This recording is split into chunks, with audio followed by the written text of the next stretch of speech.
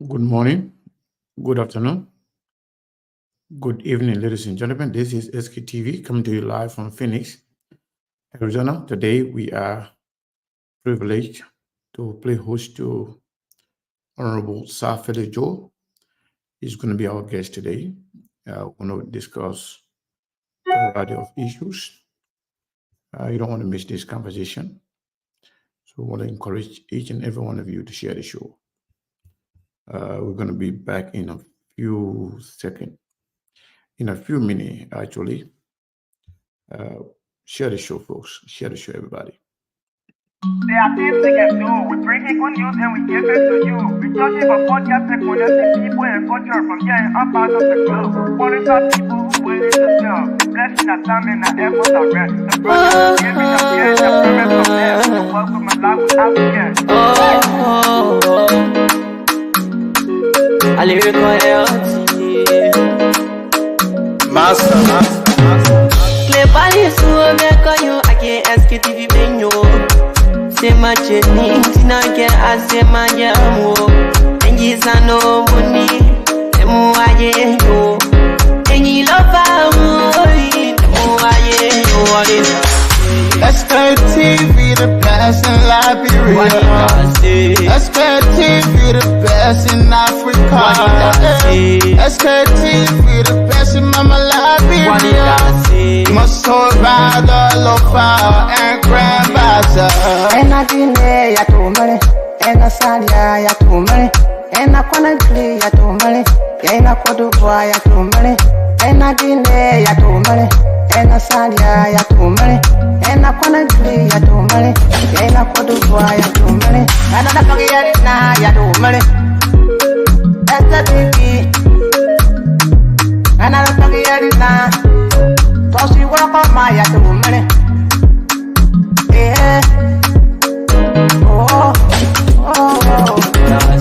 Let's go TV, the best in Liberia.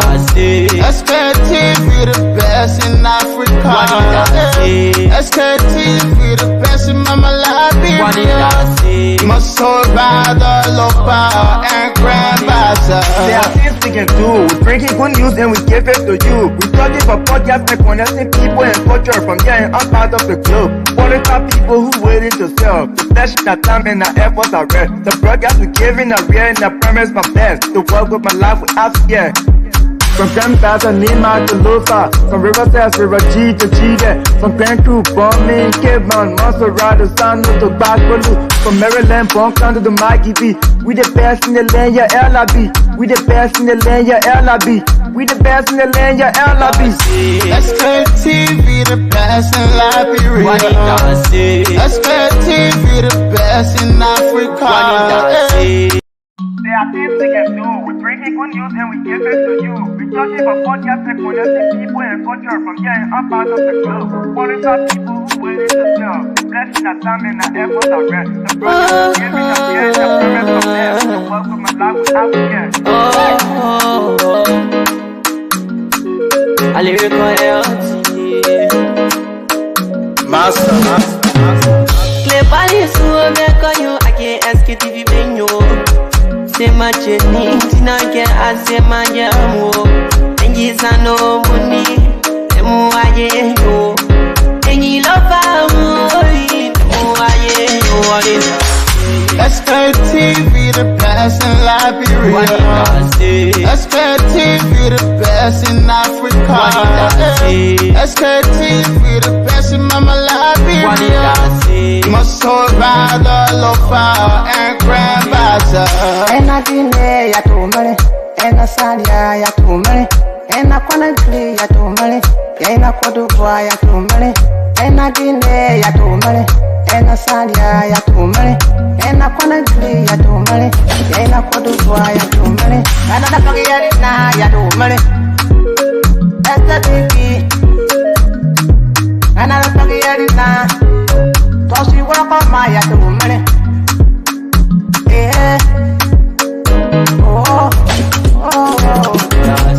Let's go TV, the best in Liberia. Let's go TV, the best in Africa. Let's go TV, the best in Mama Liberia.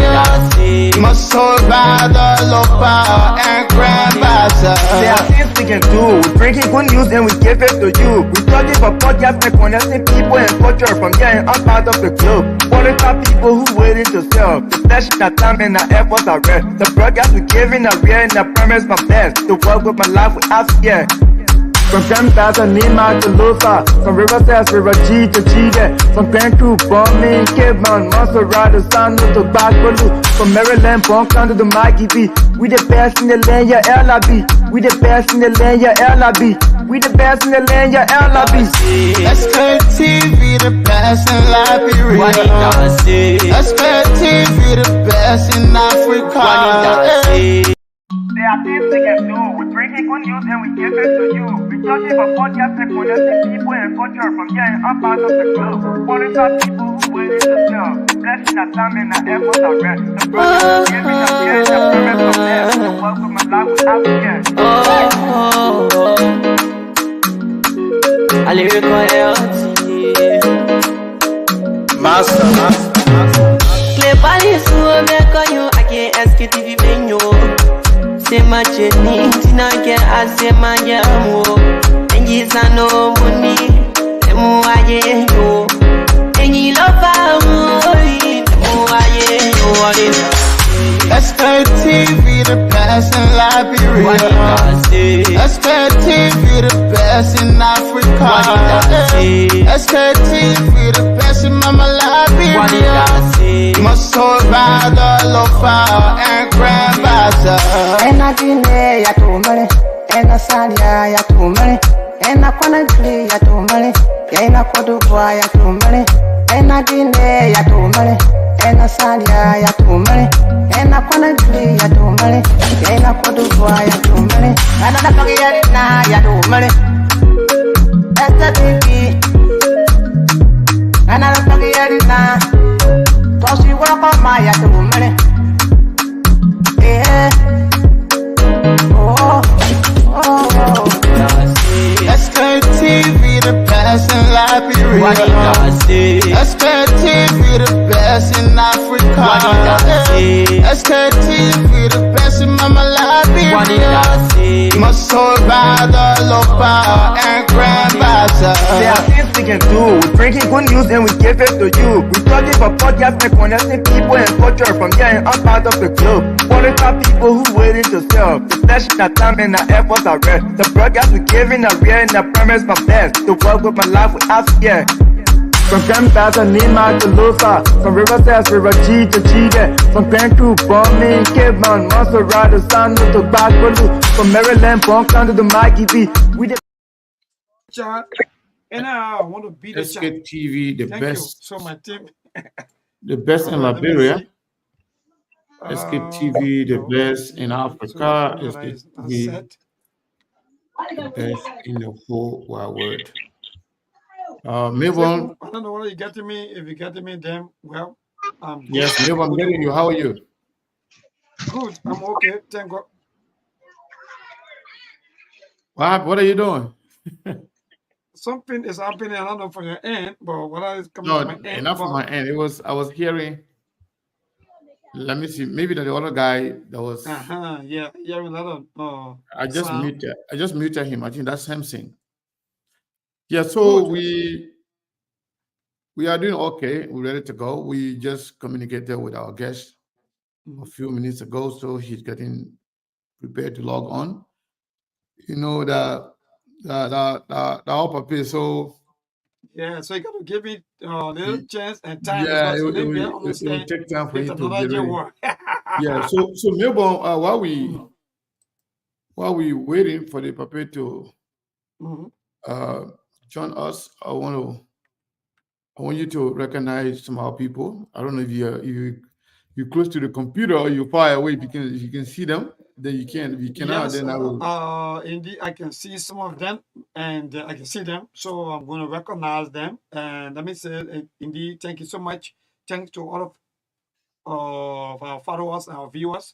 Indeed, today is Saturday, so let me go straight into our Facebook page, and let me say good evening. If you are following us through the radio, also want to encourage you follow the SKTV LRB. You will see the SKTV LRB in a scar. Sometimes some of you make mistake and you call on, oh, Mabel, I'm not getting SKTV. It's SKTV, and that's car. No. So when you put SKY, that means a different thing by itself. So we want you to follow SKTV, and you will see us live as we speak, or all of our programs. You're going to follow all of our programs. So yes, indeed, let me say good evening to George Young. George Young, he said, in fact, you're watching from Temple, right? Taxi, USA. Thank you so much, George. And let me come down to, yeah, Uni, right? This person, in fact, this lady been following us for a very long time, even during the election and after the election. So let me say good evening to you, Uni, for following us, and our own shareholder, right? Yumuchu Kwenga. She also following us. Let me say good evening to you. Yes, indeed, Yumuchu Kwenga. And Rudolph, right? Rudolph Perry, good evening to you, Rudolph, for following us also. Rose Rabas, indeed, thank you so much for following us. And please share the show to all of you that are following. Even though yesterday, or in fact, every Friday is a day that been set aside for all of us to the ministry of faith. Correct. So thank God that Friday. I get teasing the audience. I was going to go back to my incognito mode. Oh, no. Look. You're not going to do that because Friday is the day that was set up for our, or in fact, for the platform, so that in fact, all of our supporters, our followers, they'll be able to contribute at least 1 or 2 cents. Mind you, there's no life. Every life that will live on this earth needs support. So even the millionaire out there or the billionaire still needs support, be it financial or spiritual support. So please, all of you out there that are following us for maybe the first or even following us for a very long time, don't forget that Friday, Saturday up to the weekend, that's the time that you chip in. So All right. Mabel, thank you so much. Monk, welcome. We already have the guest here. The guest is ready and he's well situated. We're going to be bringing him on in a little bit. So we want to encourage everybody on this platform to share the show. That's one thing I'm now actually impressed with when it comes to our followers. They don't share the show. In fact, most of our own people are guilty of this. Even some of the people that work for SKTV, they are not sharing the show. They let us share the show in a different group, but they don't share the show on their own page, which is very shameful. We asking people every day, you share the show, but you yourself, you're not sharing the show. And that's the least you can do. I mean, that's the first thing I do before coming to the show. You just share the link. It's just a few clicks. Pop, it's gone. Exactly. But like when you share on your personal page, everybody that follows you, they will see it. But you telling other people, you share the show, you can't share the show, that's shameful. So I want to encourage everybody to share the show. I want to say thank you to all of you for being here. And those of you who just joined us, this is SKTV coming to you live from Phoenix, Arizona. Today, we are privileged to have with us Honorable Saa Philio Joe. He will do a better introduction of himself, but we can tell you this is not going to be a boring conversation because he is a seasoned advocate who has somehow, play his role, I think pay his due, if you will, in Liberia. So I want to say thank you to all of you for sharing the show. So let's bring the guests on right away. We can get this conversation started. Wait a minute. What's going on here? Hold on. Okay, now I get it. Honorable Saa Philio Joe, how are you, sir? Are you? Can you hear me? Yes, I'm hearing you. All right. Can you set up a little bit so people can see your face? Or you have to relax like that? Okay. Okay, it's good. It's good like that. I just want people to see who's talking. How are you doing? And how is Minnesota? Hello, Omen. Can you hear me?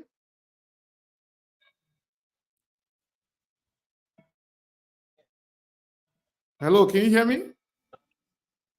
Yeah, I'm hearing you. Okay. How are you doing? How is Minnesota? Minnesota is fine. All right. So just take a brief moment to introduce yourself to our viewership, followers, and also bear in mind that we have pretty much everybody listening to you in Liberia because we are on the radio. So people are listening to this conversation around the globe.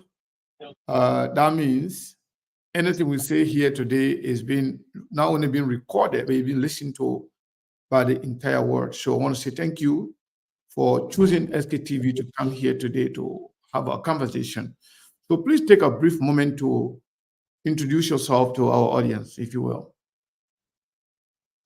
Yeah, my name is Saa Philio Joe, a former president of the National Teachers Association of Liberia for 10 years, a former chairman of the Civil Society Movement of Liberia, a former member of the interim legislature during Amos Sawyer's leadership, a former member of the National Transitional Legislative Organization during the Judy Bryant regime, and now in the U.S. teaching at the correction facility in Lino Lakes, Minnesota. That's a rich resume. Omen, thank you so much. And I want to welcome you to SKTV. So why are you here today? Why you choose to come to SKTV? I'm here today to speak on the idea of lifting Liberian professionals up. You know, as you know, our country is moving towards politics now. Politics is dominating everything. And even the children, when you ask them what you want to be, they will say, I want to be a legislator. I want to be in the Senate, or I want to be in the House. And the government is giving so much benefit to politicians than professionals. So I'm here to show the importance of professionals, because politicians formulate the policies and the professionals implement these policies. But the professionals are not regarded important. So I want to start an organization of Liberian professionals in the diaspora with already existing Liberian professional network inside Liberia to be able to show the importance of Liberian professionals and for government to give credence to Liberian professionals, include them in policy planning and implementation. So right now we have the Liberia Diaspora Professional Network existing in the diaspora with branches in Australia and Europe. And I was in Liberia recently, and I had a meeting with Liberian professionals inside Liberia, and we formed the Liberian Professional Network inside Liberia to be able to coordinate activities with Liberian professionals in the diaspora. Wow. So that means the organization is already in existence, correct? Yes. So what is the structure of the organization? How does it look like?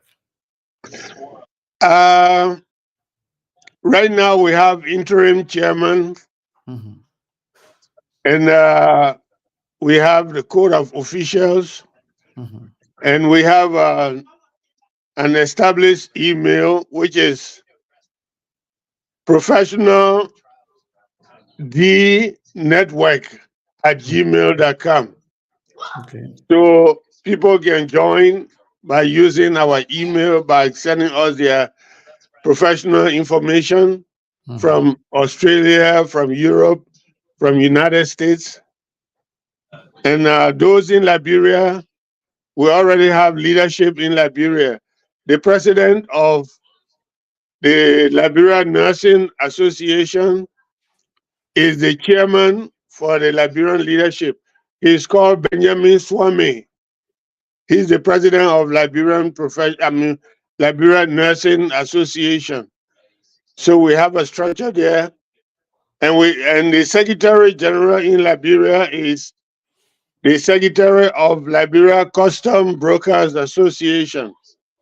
The Vice Chairman of the Professional Network in Liberia is the President of the Engineering Society of Liberia. So we have structure already. So you have a structure already in Liberia. What about in the United States? Yeah, in the United States, we have a structure, but it's not yet complete. We have the acting chairman, who is Saa Philio Joe, and we have the organizing committee existing right now. And we have point people in certain states, like in the state of Florida, we have Mr. Cooper, and in Philadelphia, we have James C.R. Flomo, and we are trying to complete the structure in other states as time goes by.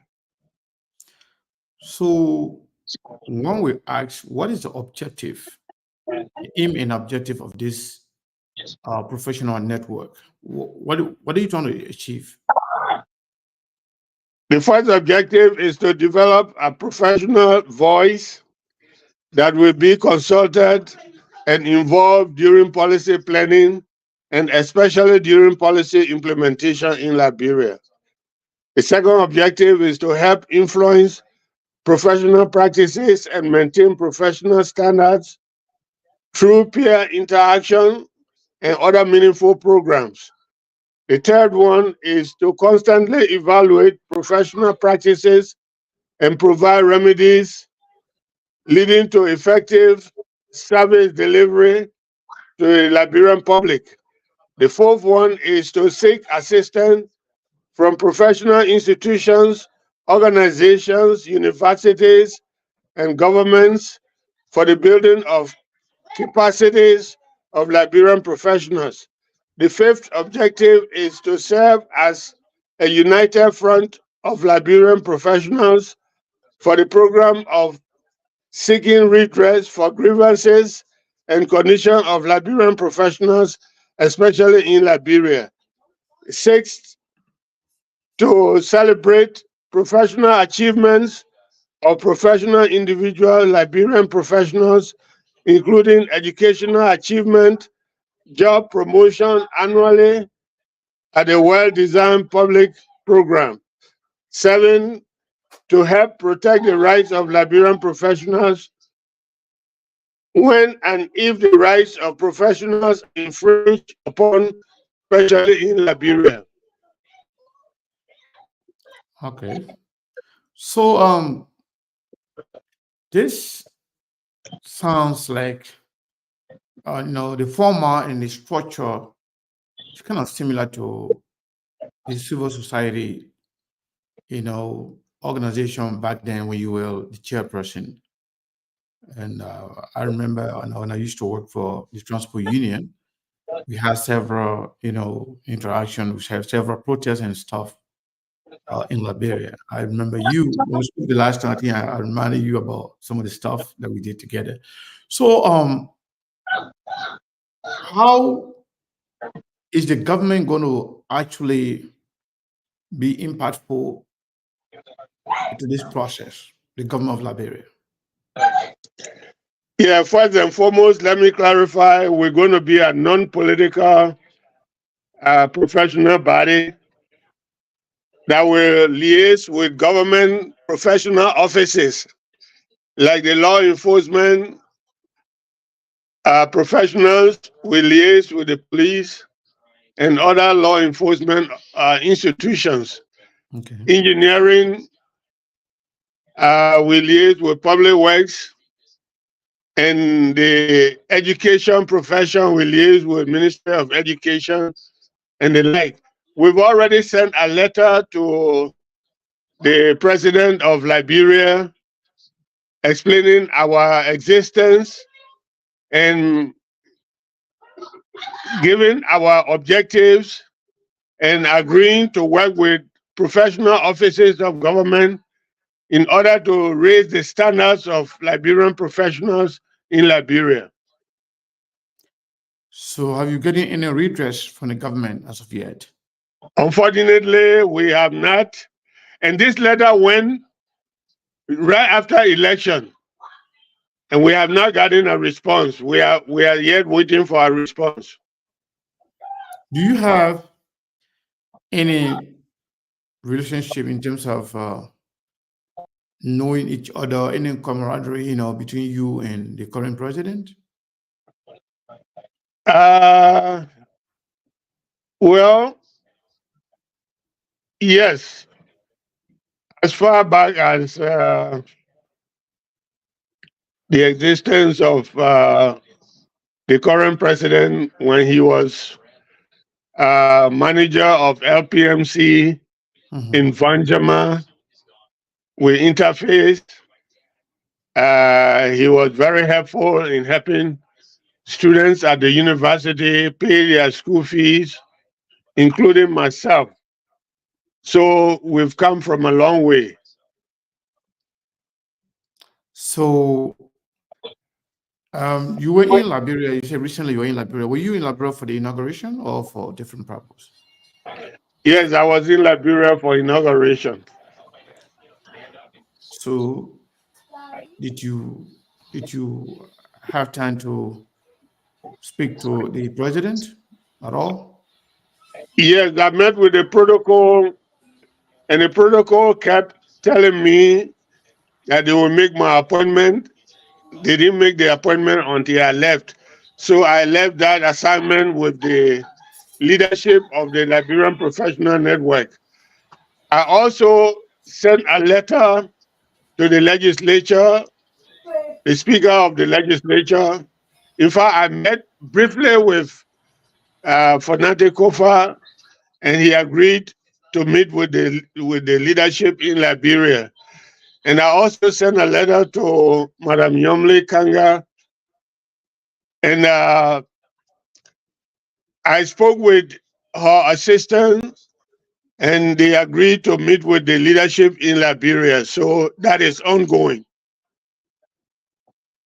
So basically, you know the president knows you, but you were not given the opportunity to meet with the president. You went there for his inauguration. Yeah, politics engulf everything. And when after the inauguration, the number of people that were going to see the president was enormous.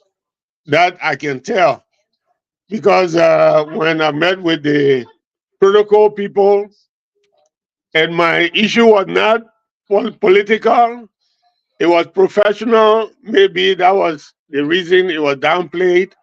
But we are trying to use other means to be able to speak with the president face to face and proffer this idea, because this will be something that will help the country a whole lot. Because when policies are formulated, professionals are not included, they are not invited. That's why we want to meet with the legislature, that whenever policies are formulated, they should take professionals into account.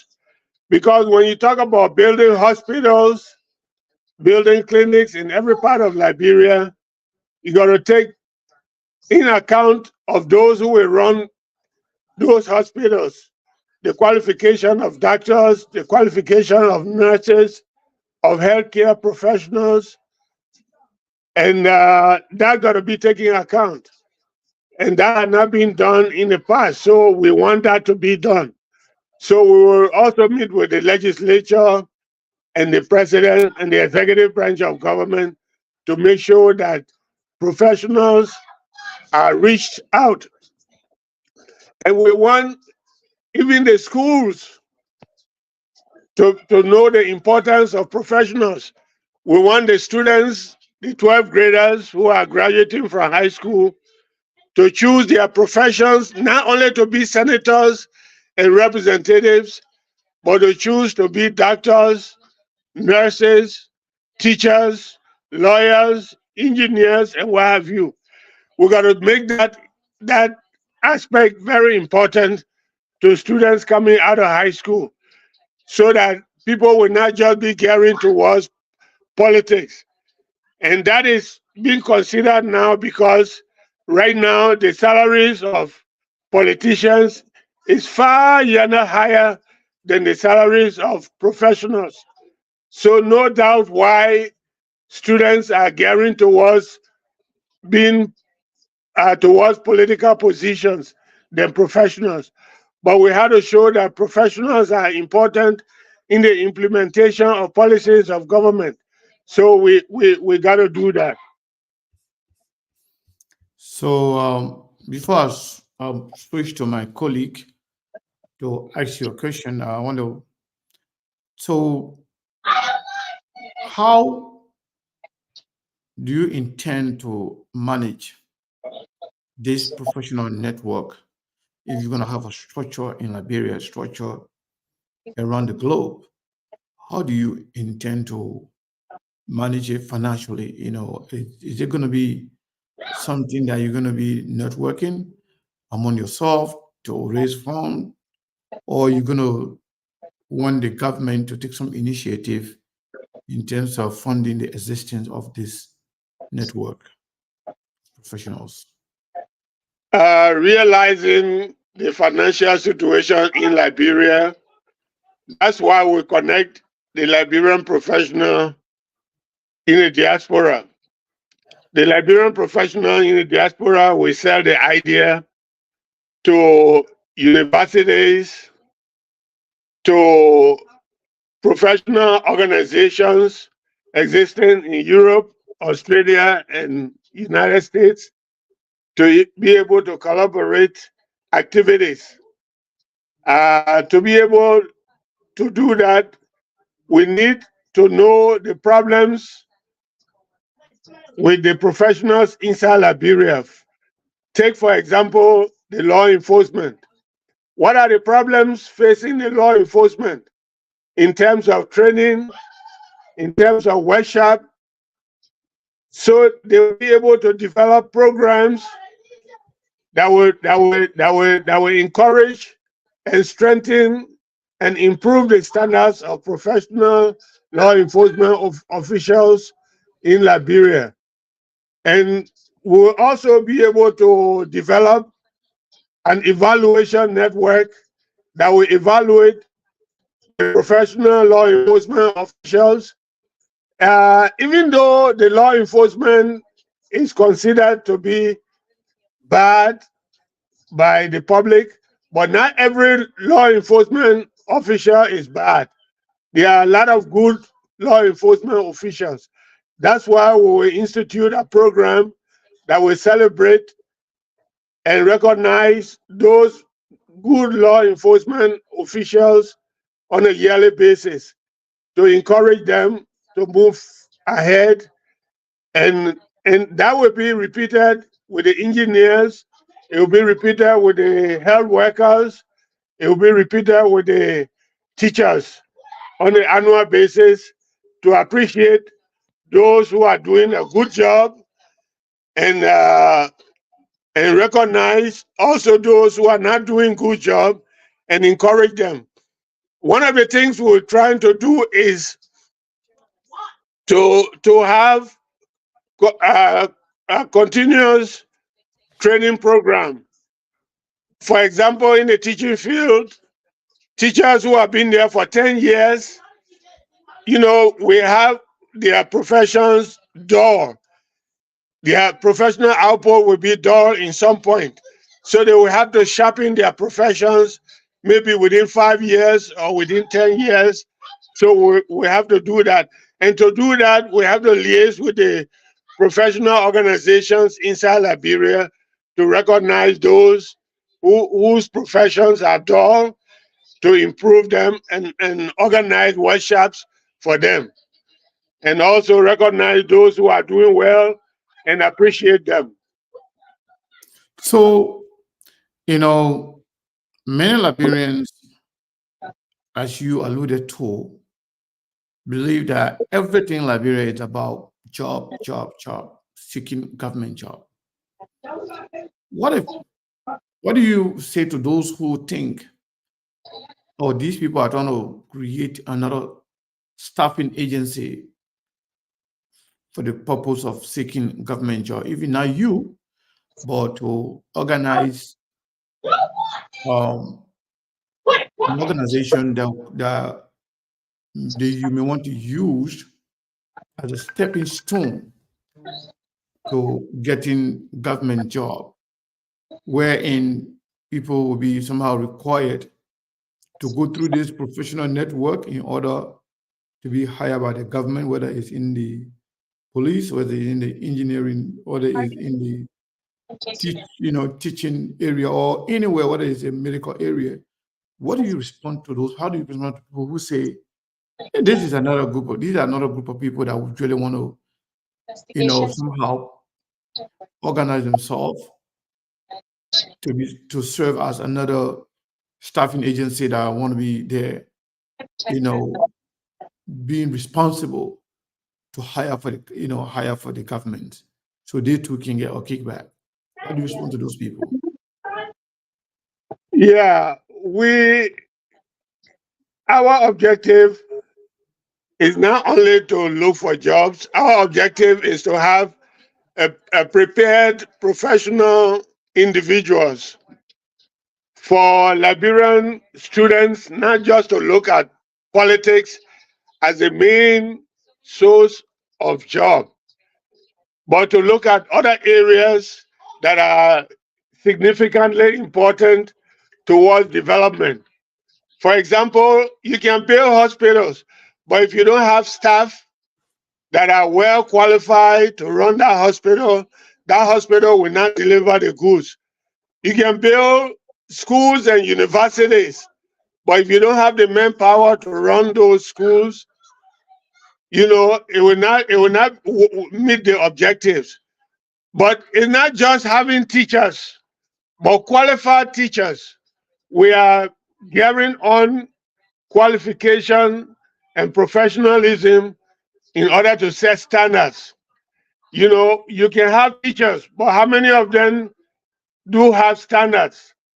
Right now, I can tell you for sure that in the teaching profession, the standards are low. That is because no proper in-service training for the teachers who have been there for 10 or 20 years teaching. So we are bending on providing quality and setting standards by appreciating those who are doing well and by retraining those who are not doing well. For jobs, yeah, it is bound for people to look for jobs. That is a part of life. But you look for a job when you are prepared. You can't have everybody working in the hospital when they are not qualified. You can't take a farmer and put them in the hospital to be a nurse. They will not be productive. So we are there to set standards.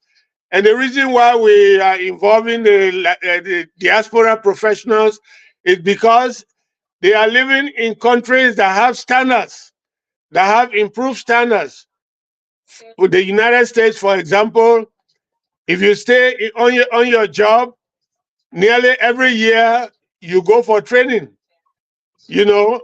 And for you to teach in America, for example, you have to be licensed. And we want that to be in Liberia, that teachers must be licensed before they teach. And for you to be licensed, you must meet certain criteria. That way we develop standards. And the teachers teach what they know. They don't teach what they don't know.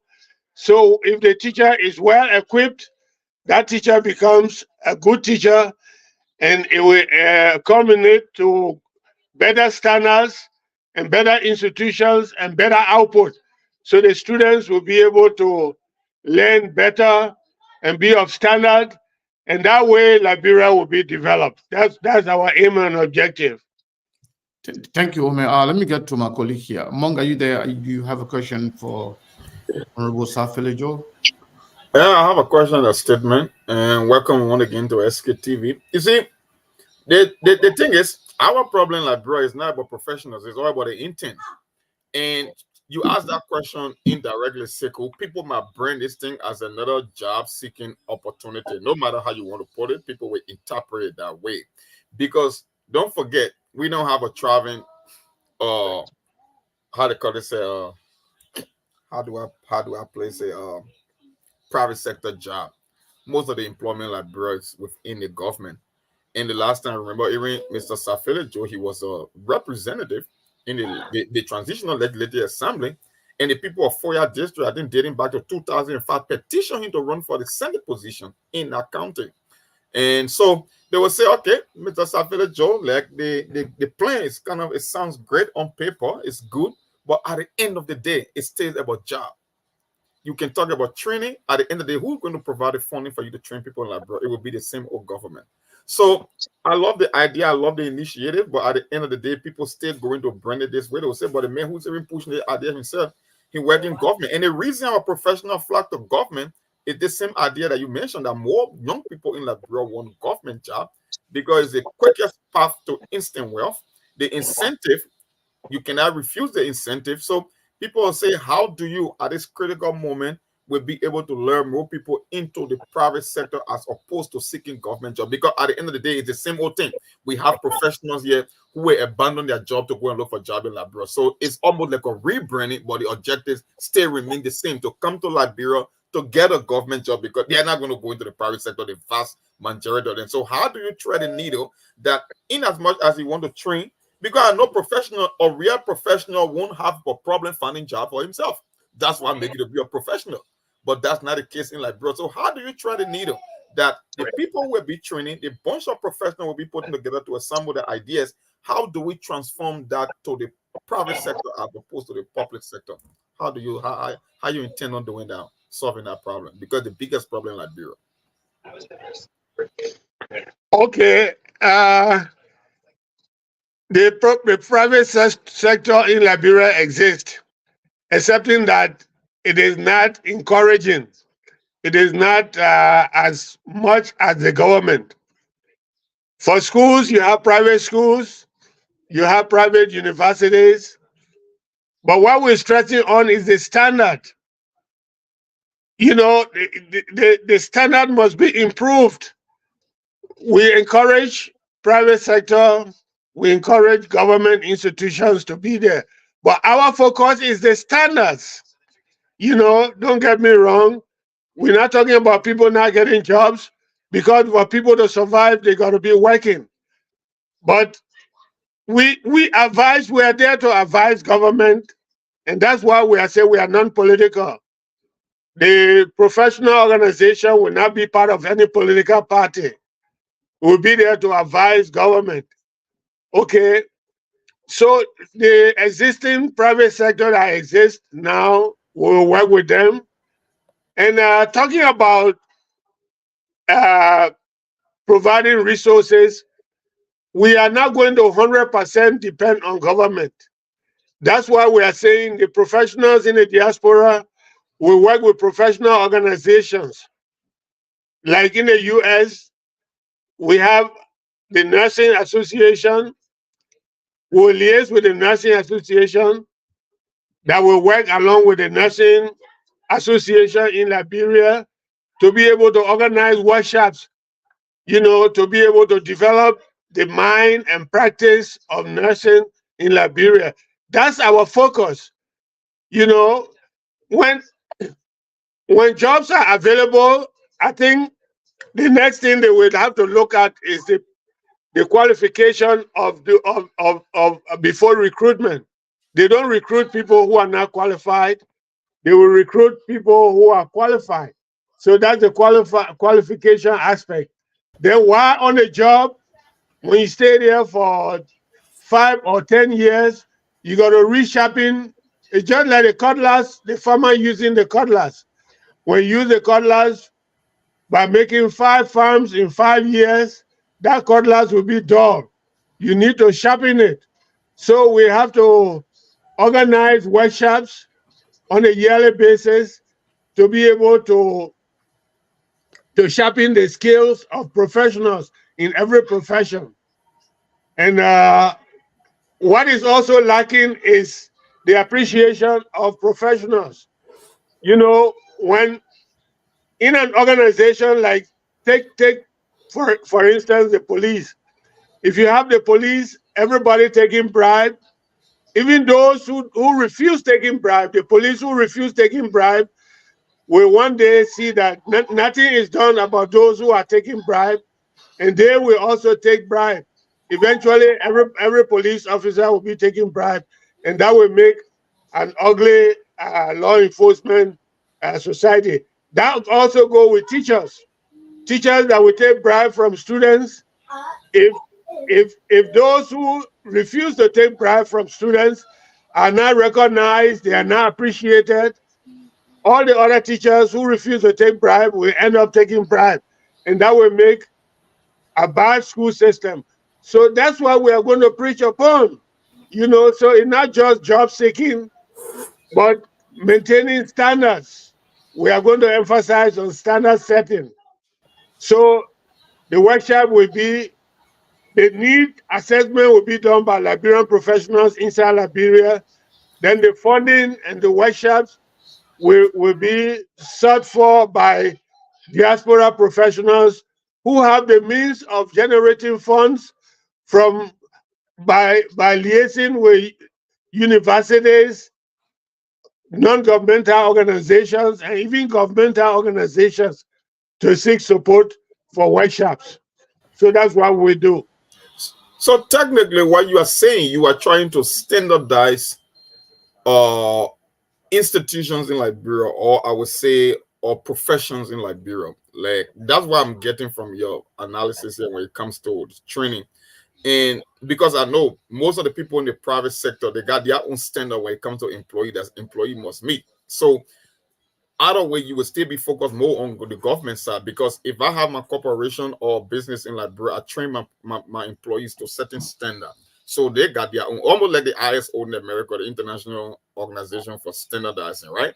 So you are technically saying this organization will be mostly focused on standardizing job or industries in Liberia, most especially on the public sector side. Yes. In America, for example, teachers propose standards to government, and government adopt those standards. We want the same practice in Liberia, where teachers can say, before you teach, you must be licensed. And before you get licensed, you must take a test. And that test will qualify you for a license. Right now, you can take any Jack and Jill, who do know pedagogy in education, for example, or who do not go through teachers' college, and make them, just because they graduate with a degree in mathematics, they become a math teacher. But at least you know that that teacher will not be able to know evaluation. They are not occurring with the evaluation of students. They are not occurring with classroom management.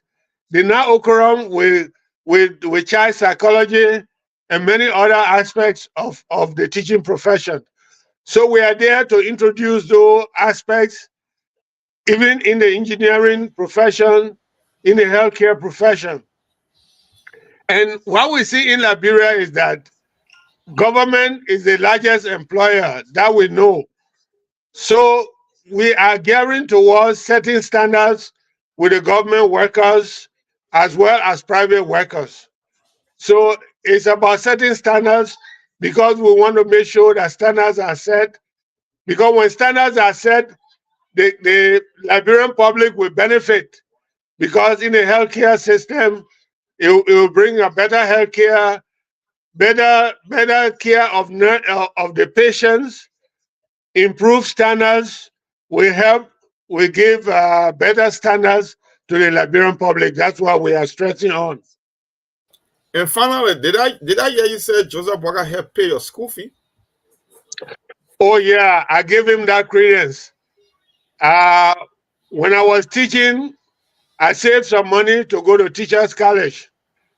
But when I went there, the money was not enough for me to continue my education. So I was just about to drop out. So I met him personally. I met him when he was manager at the LPMC in Vanjima. So he sent me to work. I did some work, and he was able to pay one semester school fee. I gave that benefit to him. He paid my school fees for one semester. That he did. And you can remember which year did he help pay your school fee? It's been a long time. I think it was in the 70s, around between 70s and 80s, because I graduated from the university in 1980, so it was before my graduation. No, because the reason I'm asking this question, I'm not trying to be personal, because the school fee thing is becoming like a trend. Because I remember Charlie Bronskin making similar comment. I don't know if it was her mom or her grandma, but whosoever, that Joseph Boakai also helped pay that school fee. So that's a good thing. I just wanted to know to get an idea as to the timeline. But anyway, thanks for the information. That was a great initiative anyway to help pay your school fee. Just wanted to get a sense of that. So thank you so much.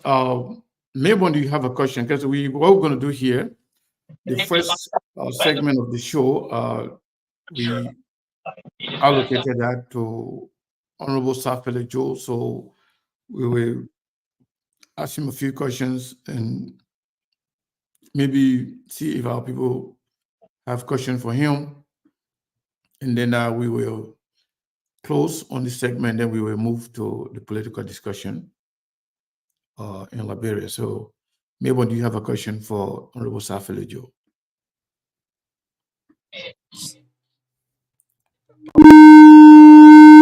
Oh, Sorry. all right.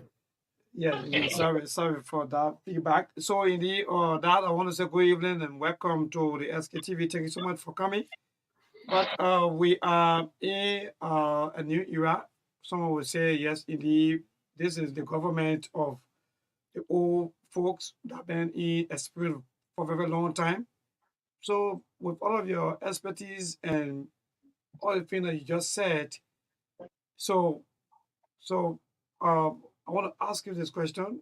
If maybe the government not give you attention, what would be your next action? Uh, Government not giving us attention will not stop us from carrying out our objectives. Uh, our objective is a better Liberia. And the objective of any government is to have better services. So I don't see the reason why they will not give us attention. But to answer your question, if they don't give us attention, our work will continue, and it will show to the public that we're there for the public good. So we'll continue our work. Thank you. Thank you so far. So that's the only question I have for you. So Seku, we can move on. All right. I want to say thank you to you, Honorable Saa Philio Joe, for choosing SKTV this time around to come and discuss these very important issues. Especially what is lacking in Liberia is professionalism. Yesterday we were told that there are people already in uniform and serving in some of the agencies of government without going through any professional training whatsoever. As a matter of fact, no standard. So somebody speaking about setting up a professional standard is a good thing, but the elephant in the room is, are you going to be accepted?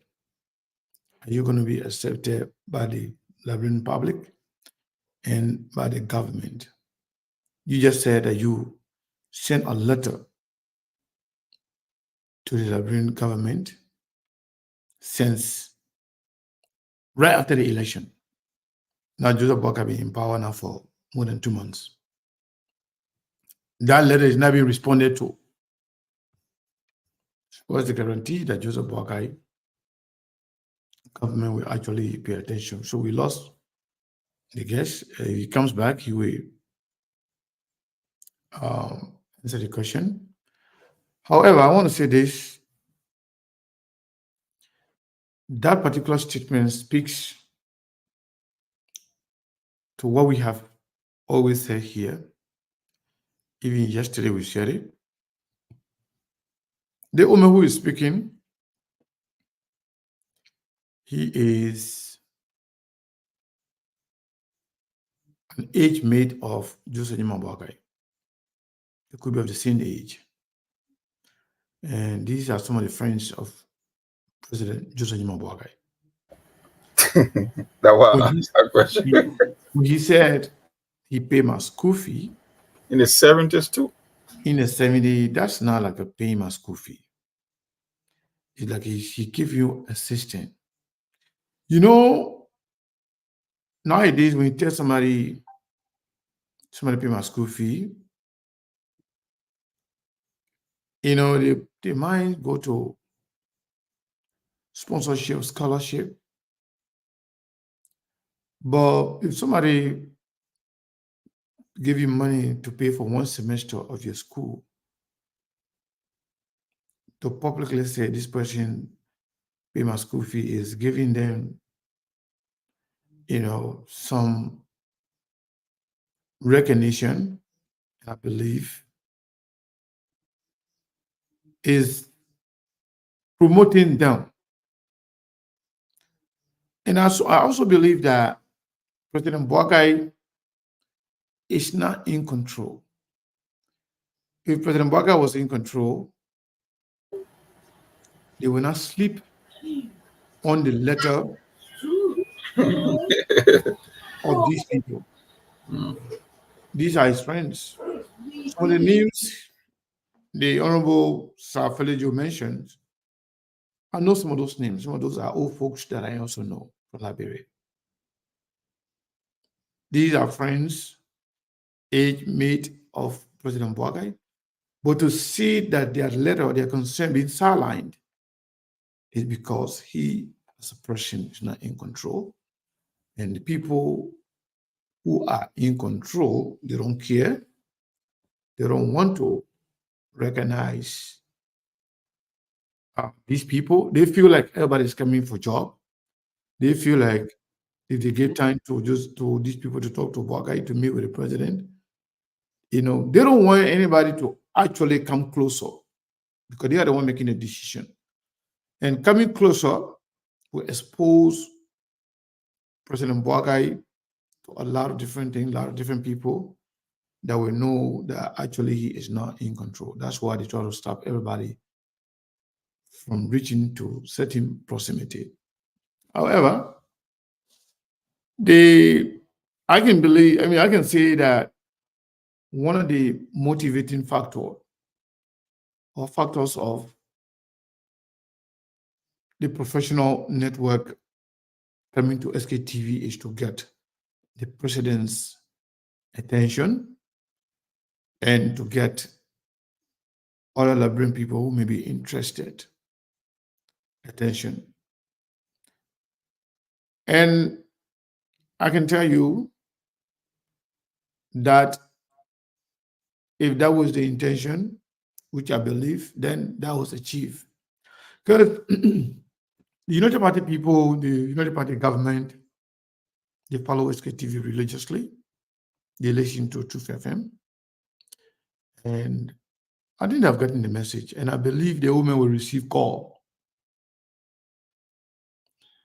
or they will get some redress in the coming days, if not weeks. Because it's been months, almost 3-4 months. They said they wrote the president right after the election. Actually, if this president was in control, and if they mean anything good for Liberia during the early stage of their government, I would say the embryonic stage of their government, if you are getting communication from professionals who want to help you in terms of policy making, infusing some professional standard, I think they will have given their attention. But leadership in Liberia or serving in government in Liberia is not about professionalism. That's what I was saying. That's the whole idea. Saa It's not Philio about- Joe wants something like brother is not accepted by his homeborn Yeah. government. That is You not know? acceptable, in Liberia. The people don't care about professionalism. Imagine Jacob Colbert here yesterday telling us that there are people, we were also informed about that before even Jacob Colbert came on.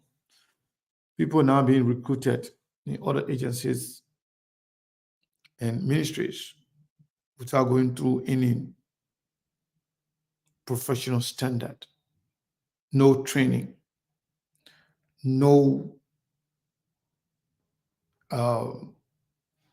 conventional method of recruitment. Nothing like application, nothing like interview, nothing like background check, nothing like criminal background check, nothing like checking for work history. So almost like everything that is,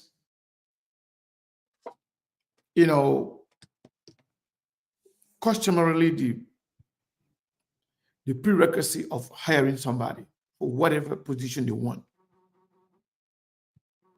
Nothing is there. We just take people, put uniform on them, and put it on the street, and target anybody you want to, and attack anybody you want to disturb or hurt. So it's like, oh man, I don't know, for some reason, if you are here, if you're hearing me, I wanted you to come in to give your closing comment, but it seems like your internet is not working. I'm going to take you back. Take you off, then you can come back so we can close, so we will continue with the show. So Monk, that's what I actually deduced from this whole conversation. The Omer, the intention, what they're telling us right now is really good. But can this work in Liberia? And for this thing to function and be actually resourceful, they have to be funded. They have to be funded by the government. Yeah. And the Liberian government could use this idea, even if they are refused to use them, they guide them themselves. But the idea, the format, they could use that in hiring people, so that way they can do some of the things that they have just done. For the past 60 days, we have seen a lot of rookie mistakes. We have seen a lot of incompetence and inaptitude on the part of the president and his entourage. So I think Saa Philio Joe's their suggestion and their plan. It's a good plan for Liberia, but I'm not sure whether it's doable in Liberia at this stage. What do you think, Mom? Segu, for me, when I Yeah, go ahead, Mom.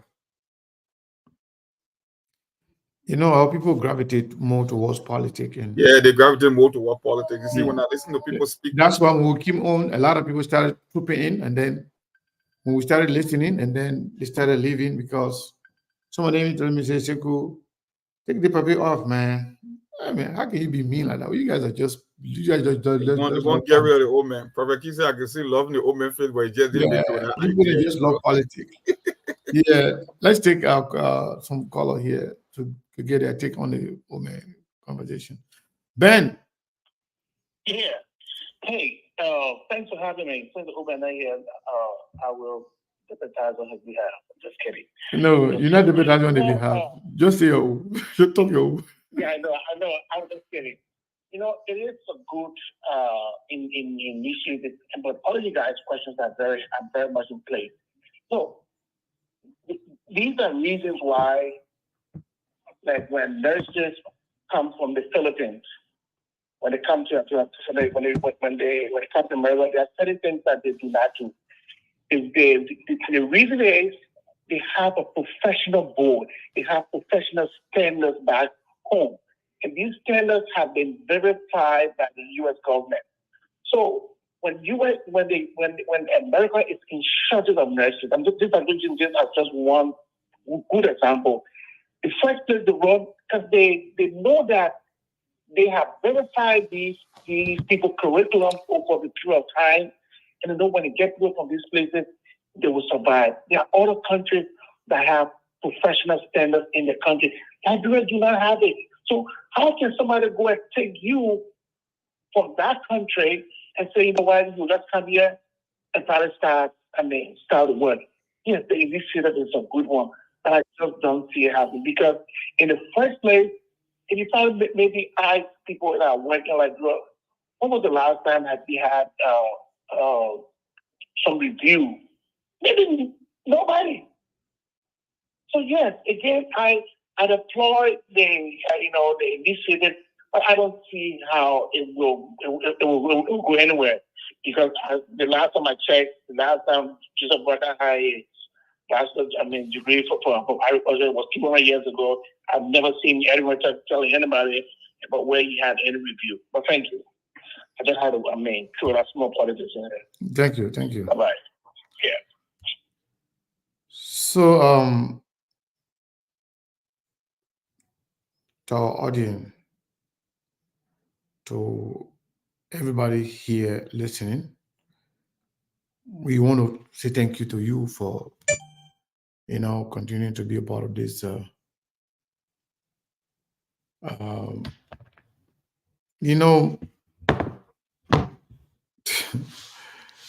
please share the show, my people. Yeah, share the show because we are going to jump into what you guys like,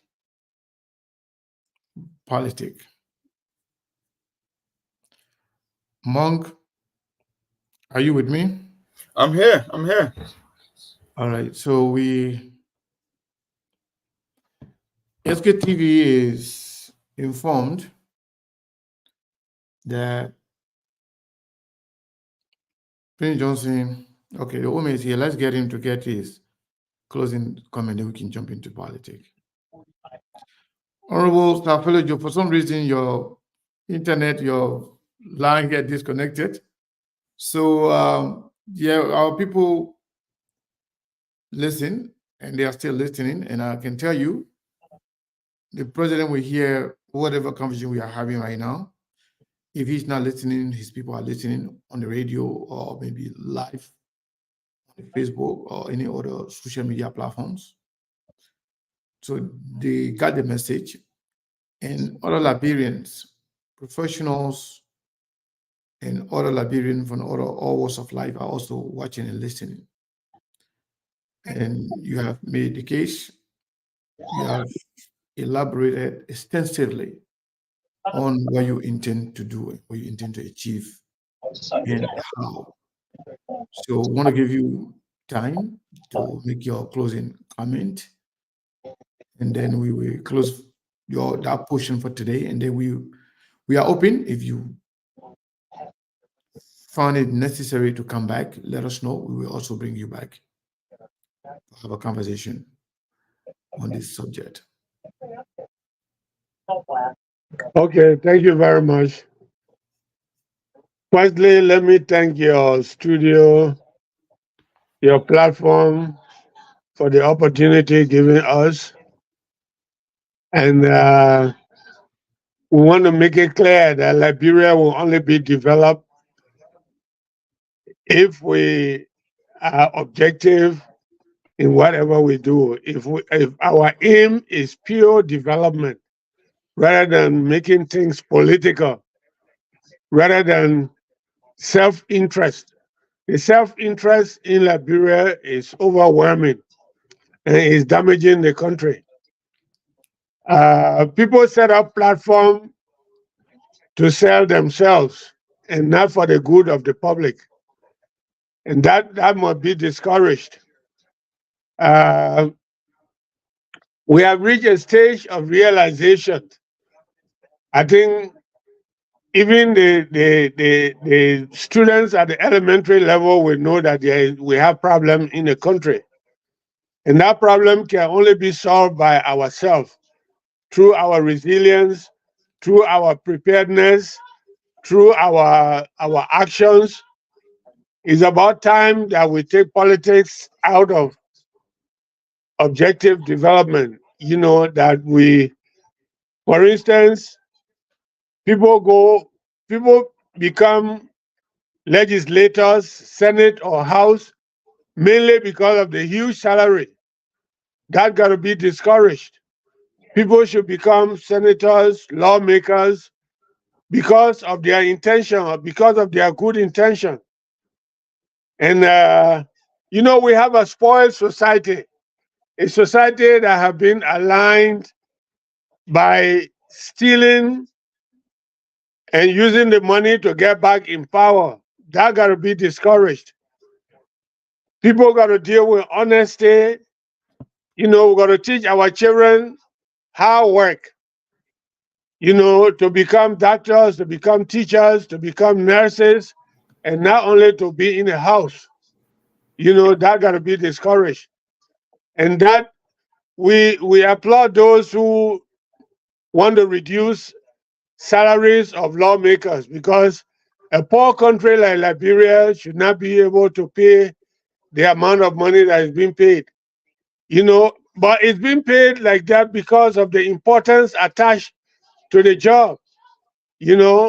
I think the people who are supposed to take huge salaries are supposed to be the professionals, the engineers, the doctors, who will help improve the country. But on the reverse, it is the politicians who are paid more. We want that to change.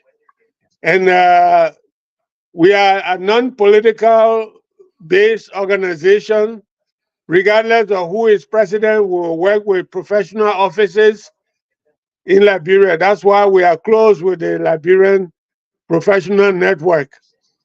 And we thank you very much for giving us the platform. That showed your objectivity. That showed your determined nature in making Liberia a developed country. So we want to thank you very much.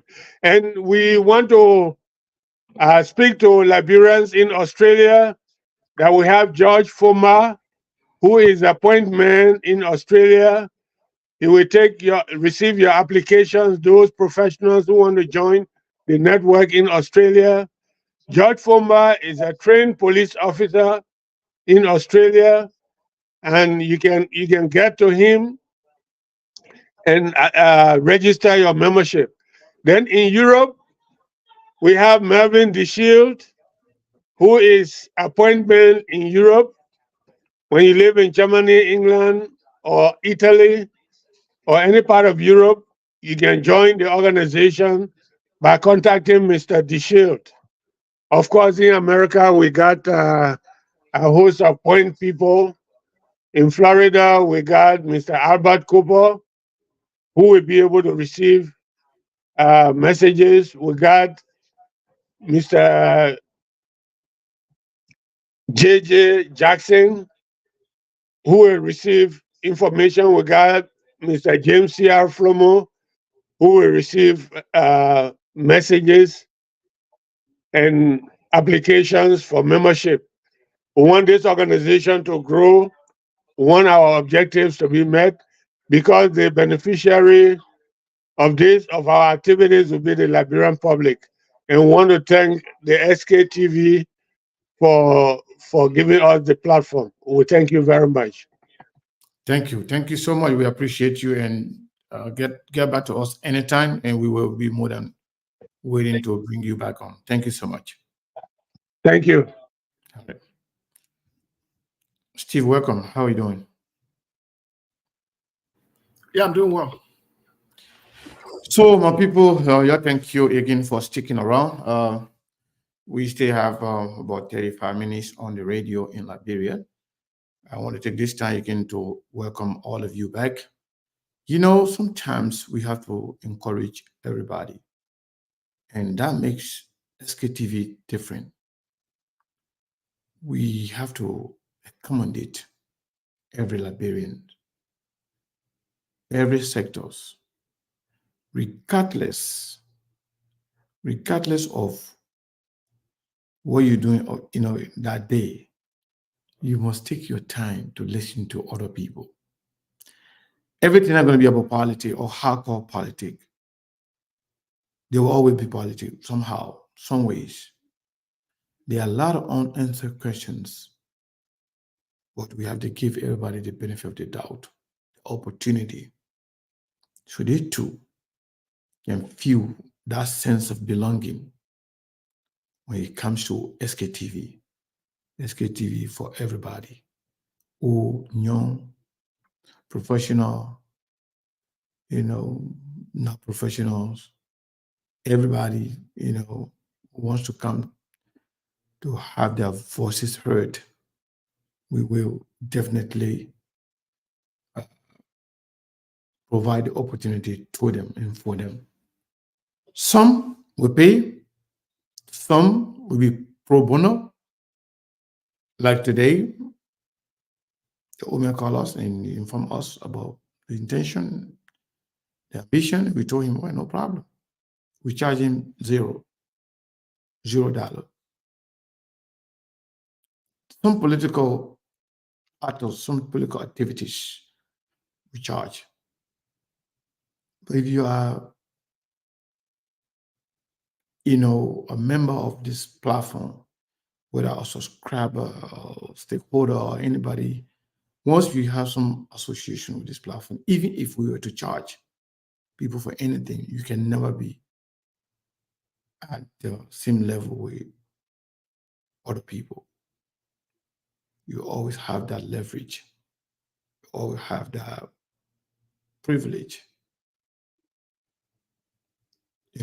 But Steve, Mong and Maybon and Mong, we are not seeing them, but I think they are listening.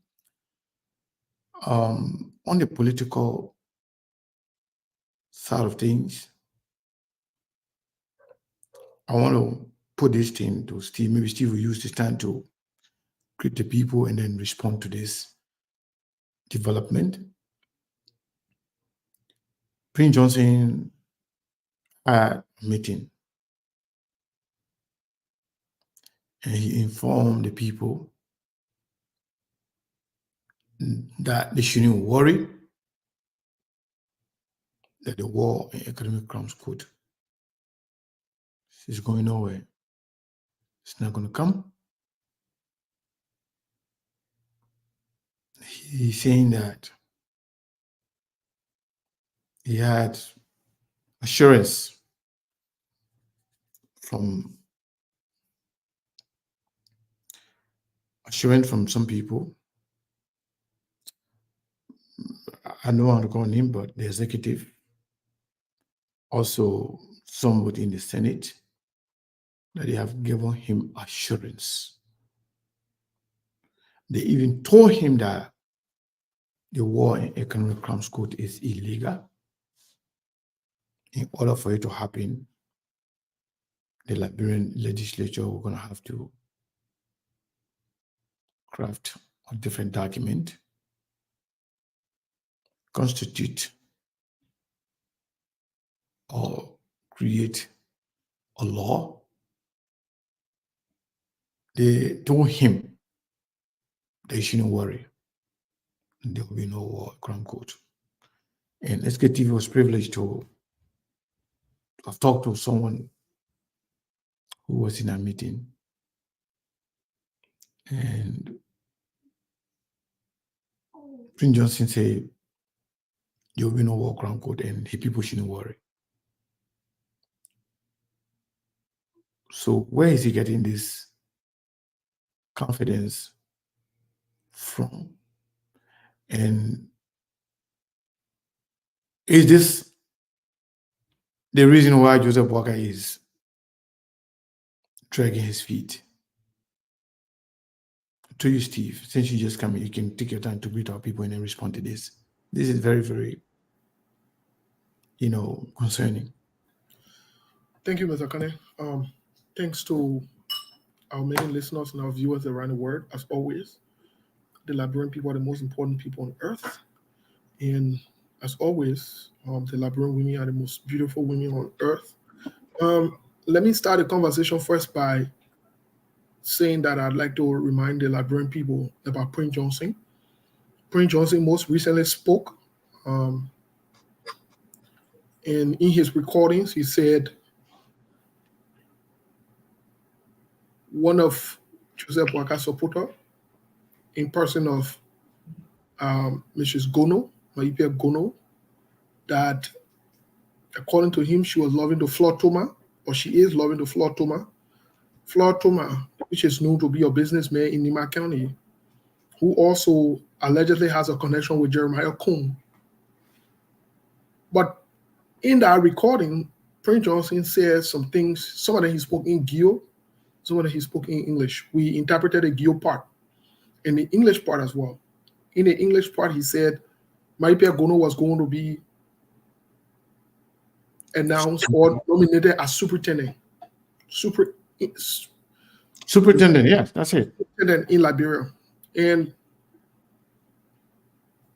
I've seen congratulatory messages on Facebook that indeed she is nominated as superintendent. And that shows that Prince Johnson is aware, whether you like it or not, he's informed. Mr. Kane, I'm not surprised that Prince Johnson has been given the assurance. And as evidenced by that, the lackadaisical behavior of Joseph Yoman Boakai signing the two documents corroborate and substantiate this plan, this coordination. I'm not also surprised that people from the Senate or some senators have reassured him and have told him, we've listened to Abachie, we've listened to Yaya Nimle and other people who have made comments publicly about the War and Economic Crimes Court, how they view it, what they see, and some of the indirect threats they've made towards the administration, such as the Boakai administration will fail or they will not do anything should they embark on this journey. It's too early for them to do this, it's that. So, and as we speak, Joseph Yoman Boakai and Jeremiah Kuhn, who are the heads of the country, we are aware that they both gave the words that they will sign these documents. The fact that these documents have not been signed, on this other note, I want to agree with Prince Johnson. Prince Johnson is again in charge, not Joseph Yoman Boakai, not the presidency, not the people the Labrampo voted for, but Prince Johnson is driving this, and it's very, very disappointing. Very disappointing. So, Monk, you want to have a take on this, or you want me to? I think Steve said it all. For me, I expected two things from the president. And we said it from the one here that the old man is now in control.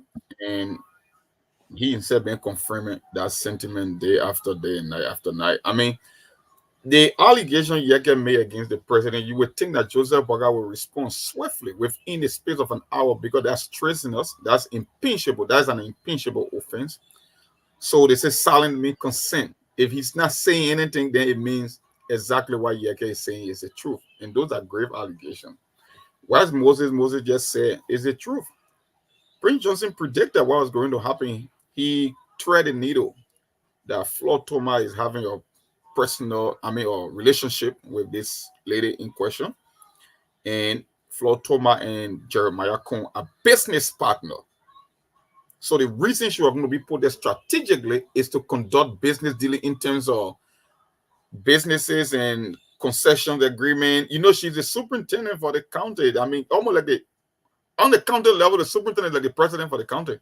It's almost like the governor of the state. I mean, like in America, she's going to run the executive authority within the county.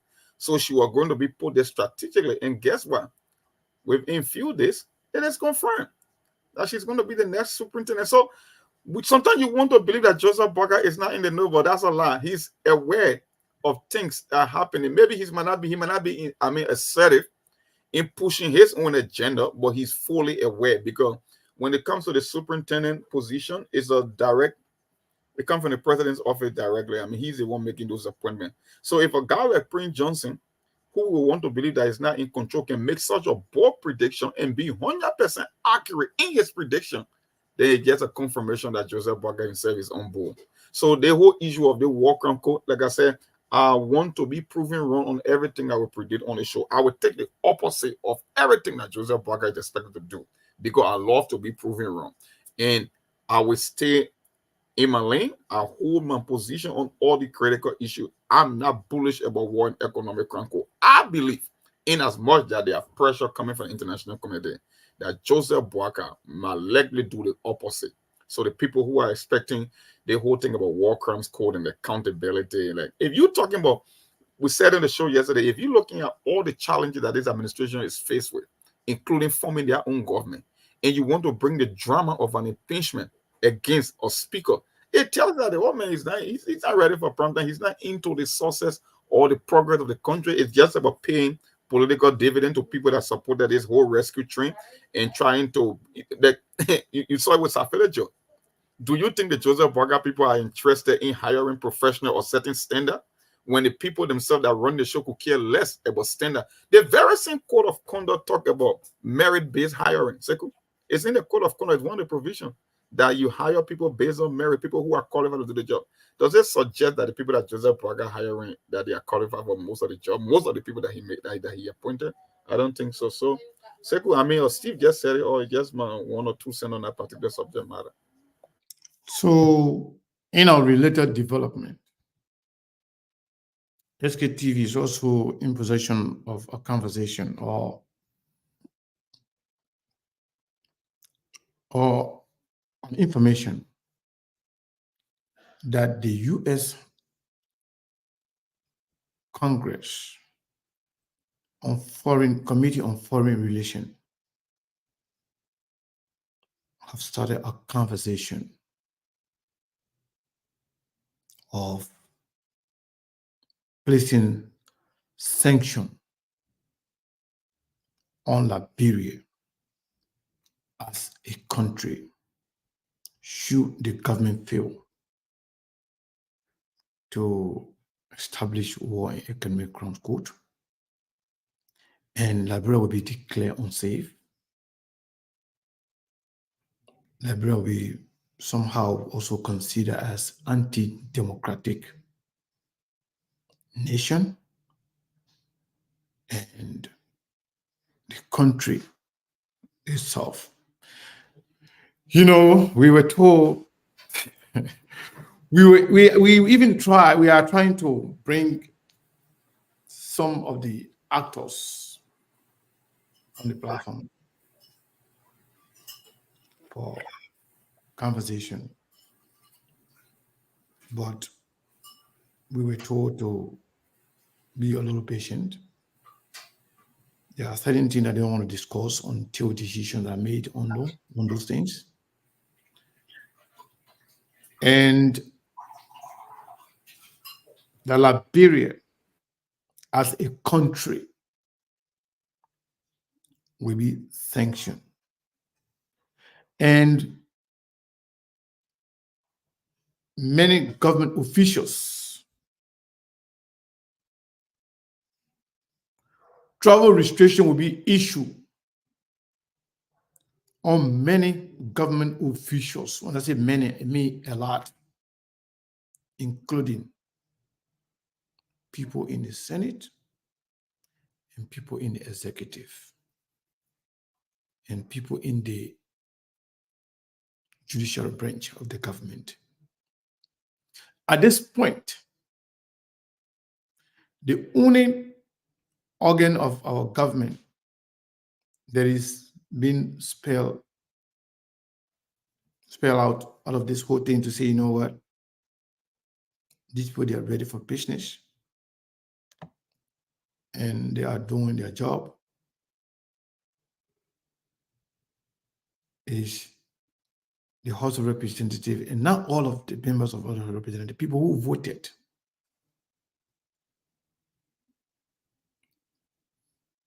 to have the War and Economic Crimes Code established.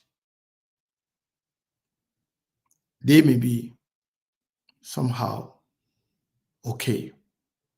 But all the people that are standing, that are blocking the way of the War and Economic Crimes Code, they may have visa restriction to start with, individually. And then the sanction for the country will come later. That could also prevent even the president, Joseph Boakai. Even when they, according to the information, even if Joseph Boakai is to come to the United States, let's say for the United Nations General Assembly, that will come, that will be happy, that will only happen under the international treaty, and you will only stop a certain proximity from the airport to the United Nations site in New York and then back to Liberia. What say you guys? Well, let me pounce on this. Morgan, you want to go first? Because anyway, you know, Go ahead. Go first. the last time Liberia was talked about being on a sanction as a nation, I think it was around, I stand to be corrected, the Charles Taylor regime.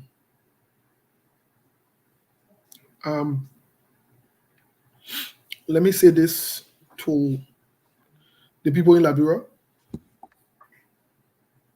Let me be on the record for this one, that when you are too silent on things, you are complacent. When this happens, when you as a nation is sanctioned in Liberia, you will eat your own self. You will provide for yourselves. You will fight for yourselves.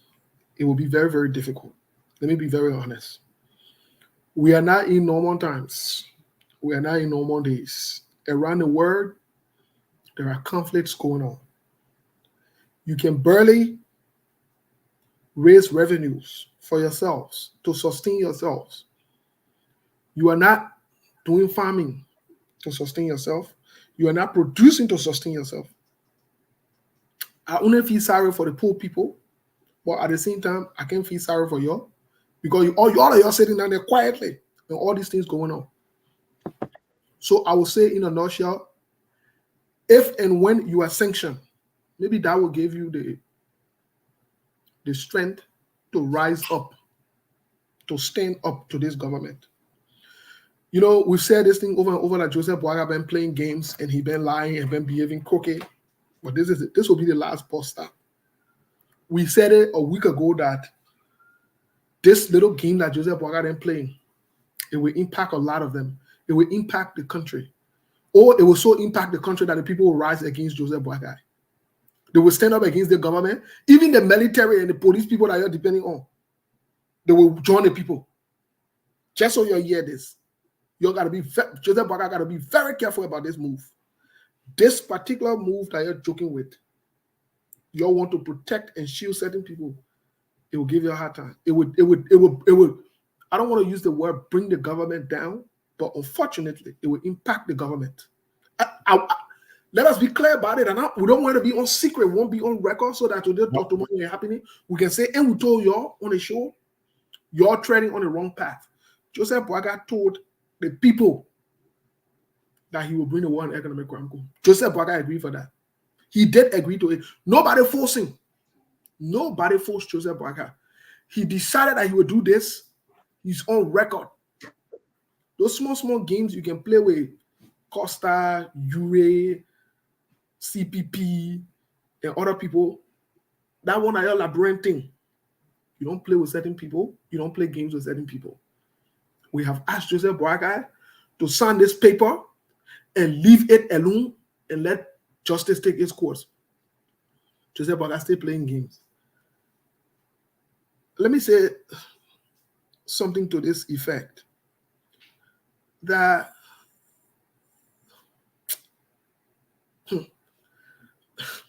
you're not want this sanction thing on Liberia as a nation. You seriously don't want to go there. You don't want to go there. The people, let me tell you something. The country will suffer. You always, even to import food and things, to buy pepper and things from Guinea, it will be hard. People will not do business with Liberia. You don't want this. You don't want this. Steve, I know you want to leave it like that, but before Mon comes in, let me just remind our people. Just yesterday, Mon read the statement, the open letter. That lady that wrote that letter, she's not just anybody. She is United States Ambassador at large that oversees the issues of war crimes, crime committed against humanity. I listened to her on issues in Russia. I listened to her on issues in Ukraine. Those are the people that directly speak to the president in terms of decision making. That letter was she sent to Liberia, and she said open letter. In that letter, she's telling you Liberians, call your legislature, call your lawmaker, call your leader. Stand up. We are by you. United States stand ready to protect you, to support you. They are telling you to play your part. If you refuse to play your part, they will not care about how the sanction will affect you as a common people. Like Monk said yesterday, you people, they don't just speak directly. They will speak to you for you to have common sense and read through and understand. They're telling you, go call your people, call your government officials, call your president, stand up, wake up, put pressure on them, tell them to sign this paper, tell President Boakai to sign it, tell the Senate, Jeremiah Kun, who is the president of the Senate, to sign this. If you refuse to sign it, if you refuse to stand up, then you should be ready for the consequences that comes with it. So when we heard this information yesterday, that there is a conversation that the United States Congress, especially House of Representatives on foreign relations, having conversation for a possible sanction on Liberia as a country. I was scared, to be honest, because I know what it means.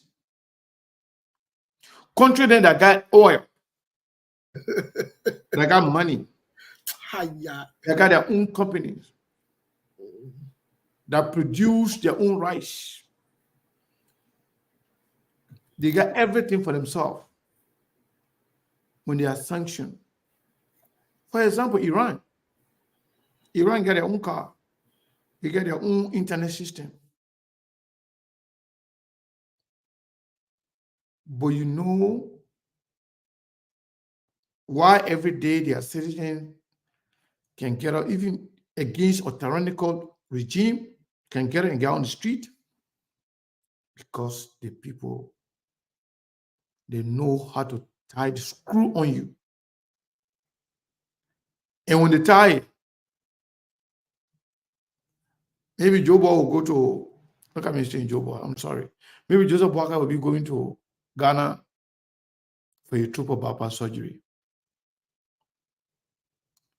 Maybe you'll be going, you'll continue to go to Ghana, or maybe you'll develop some relationship with Russia or China. Because if you are sanctioned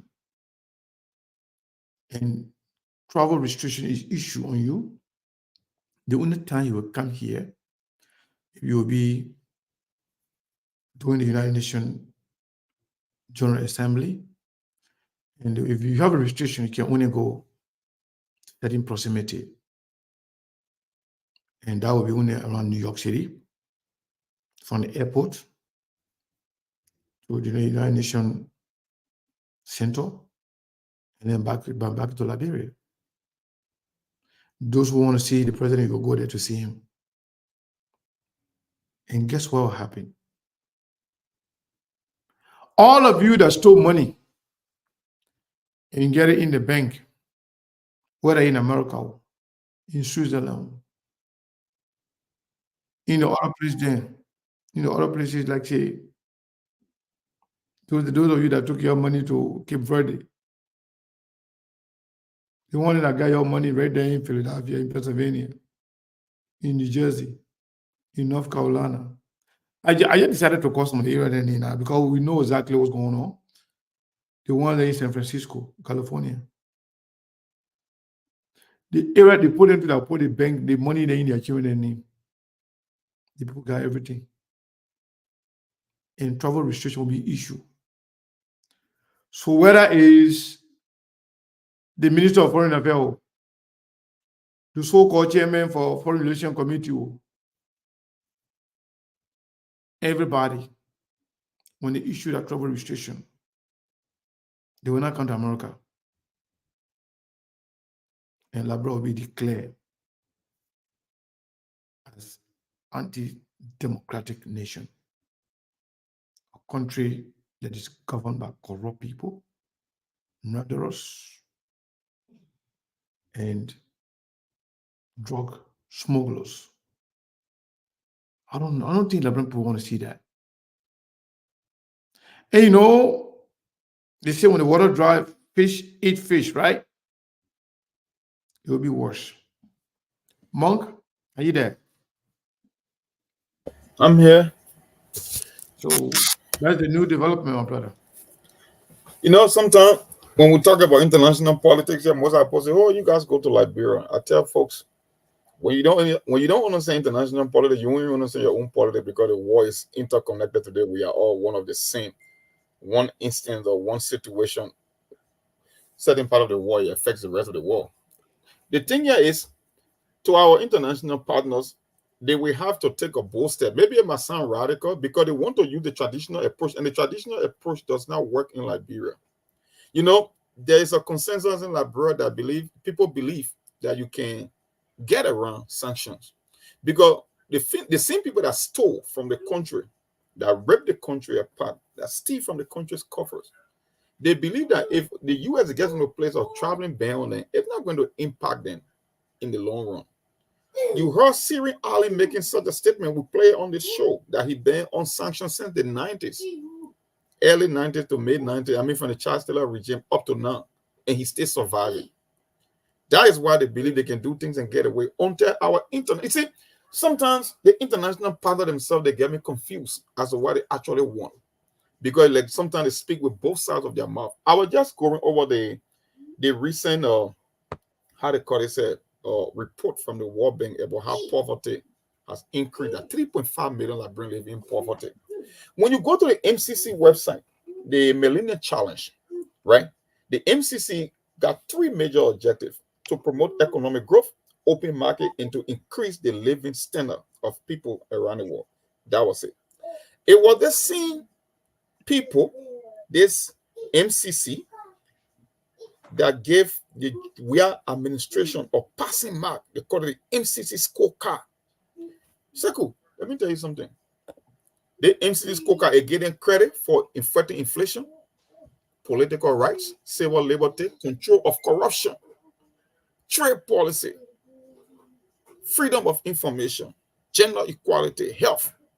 How can you come and tell me that over the past 5 years, Labro had disintegrated the poverty, citing a report saying that it's rampant corruption, not making the necessary investment into agriculture? You're telling me that there are limited skills in the industrial sector, low human capacity, the lack of basic service to our assets, and you telling me that you grade these people for performance for passing MCC scorecard. At the same time, you're telling me that poverty has increased. It's the very same thing you're saying with the whole issue of war and economic crimes code. If the US cannot make a bold move in the international partner to either arrest or set up something to get some of these guys, and they believe they can get off the hook, Joseph Boaka. And you see, the sad thing about Liberian politics is the people, we say on the show all the time, the people that are being affected could care less. They don't pay attention.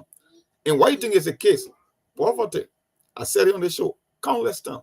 When you don't have basic services to food or health care, you don't know where your children's school fee is going to come from. You think that the way you live in is normal, it's standard operating. You have never seen great leadership in almost 30 years. Why would we want to make you to be involved into politics or to follow the day-to-day activity of politics? And the politicians, like, bro, understand that. The very few people that follow these things, we are the one that will come here and talk. That's why I said there is no righteous angle in Liberia. Things that can happen in Liberia can only happen in Liberia. Seko, do you think in Ghana an outgoing administration will take 89 million and just leave within 30 days of their leaving power? No. You think that can happen anywhere in the world? It can never happen. But the question is, when you say this thing over and over repeatedly, why are some of the reactions you see in the country? Nothing. Nobody cares. Matter of fact, the people who went to replace Georgia are interested in getting their share. And you saw it with the budget. Joseph Boaka, that is yet to establish his own government, he took $21 million for his so-called 100-day deliverable. And when they told you the first time that they were taking additional 24 million to avoid a government shutdown in the month of February, right? Mm-hmm. That's why you see the budget came from 692 million to, I think, 625 million, because they have extracted almost 40 million within few days. That is gone already. Can you hear anything about the discrepancies between WIA and Boaka concerning the central bank figures? It's dead. No. You didn't hear anything about it. And I'm seriously concerned about that. Why? Why nobody talking about that? I told you, when you read the Samuel 12 letter, that's what he said. It was a tradition that was adopted from 2018 that we could care less about your arrears. Anything we tell you that what we met in the cover, that's how we've been doing it from Madam Salif time. So I told you from day one, I said that transition is when the outgoing administration and the incoming administration used to steal, because they believe people are staying in the election euphoria. It's a transition. People don't follow details. People don't follow numbers. People don't follow events, training events in the country. So the outgoing administration will take her share, and the incoming administration will also come and take advantage of that particular loophole. So you know what? That case is dead on arrival. You're not hearing anything about it. That money is gone because the outgoing and the incoming administration, they got their fair share. So they could care less. That's where the country is. Okay, before we leave the radio, I think we got 2 more minutes on the radio. So, do you think Liberian people will sit by and allow Liberia to be sanctioned, wherein they themselves will suffer immensely? Well, let me piggyback on what Monk said, because I think it ties into everything here. They can sit by all they want. They've sat by for the most part anyways. But here is the thing. When the issue of sanction comes, and the market women can go across the border for Guinea to sell pepper to them, and they can import rice, then they can still be sitting on the fence. There's no problem with that one. We'll see who be who. You know, for me personally, I welcome sanction on the country. I do. Let me be on record for that. I welcome sanction on the country. I do. You know, it's about time. You know, our people don't understand that in life there is something called reward and punishment. If you want a behavior to continue, reward that behavior. It will continue. If you want for a behavior to go away or extinguish or whatever it is, use punishment. That way when your children do certain things, you beat them and say, don't do it again.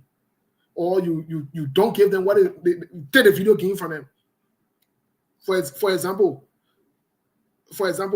maybe Sekou to the house, Sekou will say, when his son does not clean his room every day, clean room, Sekou can tell the remote control, the TV remote control, and keep it.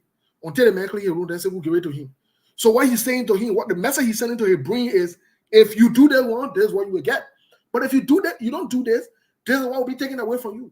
So the same thing should happen to the Liberian people. Since they're addicted and accustomed to suffering, and they say, oh, suffering and not anything in the country, man.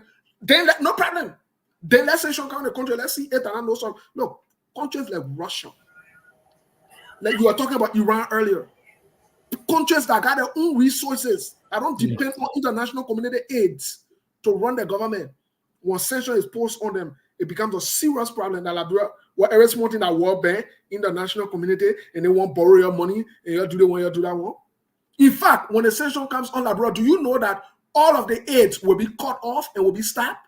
Yeah, it will be cut, it will be stopped. Let us see how you run government. And I think we're leaving the radio now, but before we leave the radio, let me say this to the Liberian people. There's a Buckeye, the second one here. The civil servant is still, they haven't getting paid yet. Yeah, so and they took 24 million under the pretense that they were going to pay civil servant and to avoid. Yeah, a lot of them never getting paid yet. Yeah, but guess what, Mr. Kane? The civil servants are sitting down, they're saying nothing. So and they were the one that actually, most of the civil servants, the so-called civil servants, they were the one that actually betrayed George Weah government. Oh yeah, for sure. They were there, they were being paid.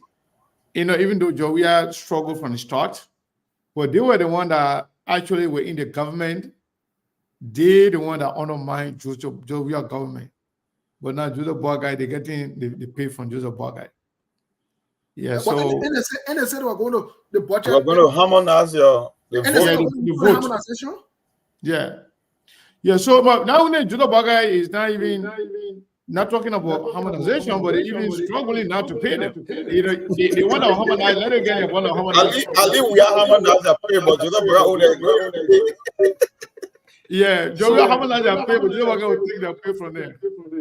Yes, indeed. So serious but I don't know. I was just so touched by your word that you just used. He said, I described them because some of them they were seen campaigning during the elections, and today I think that some of them they are so disappointed, but they don't want to come out now to speak because someone will say it stays soon, you know, and so on. But you just use some of the word, I don't know. And you know, like the current foreign minister during the LMDR program, she said something, you know, and she said that when she was in Nepal, yes, I think yes, is that Nepal, right? Yes, when she was in Nepal on the UN mission, she understand that usually they don't easily talk about those civil servants or those government workers and so forth. They only talk about those people who are at the top level. So to see that civil servants were going at the verge of coming out, speaking out, some of them campaigning, you know, talking, especially our doctors, or in fact our nurses, or you know, our health workers, that was just so frustrating. But thank God that I think they are seeing some of the things that's happening, and they are just quiet about it. Like you were saying, Sekou, Steve, and Lieutenant Monk. But we got to go. Let me say thanks to all of you. I was just so But Melbourne, before you go, you would save us 7 and what ain't going on with You you save us forget 7. you call our pay, we call your vote. All we wanted to just call your vote. We don't care anymore as to Yeah, what but happened. at least And they that's call just the your pay. opportunity. Now there is no pay. What do you guys do?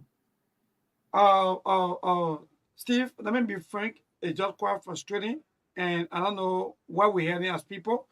In this country, I can tell you for free that things are just happening like, I don't know how come, but since 20 or since two, in fact, 2026, or let me say, since 2006 after the war, you know, things just happening like, I don't know how come. How do we even derive at this point? The thing, Melbourne, the thing is, Yeah. if the United States, Hmm. the IMF, the World Bank that we depend on as a country, they don't want to be giving us money. They stay financing projects. They don't want putting money in the central bank. They don't want we can run to credit money.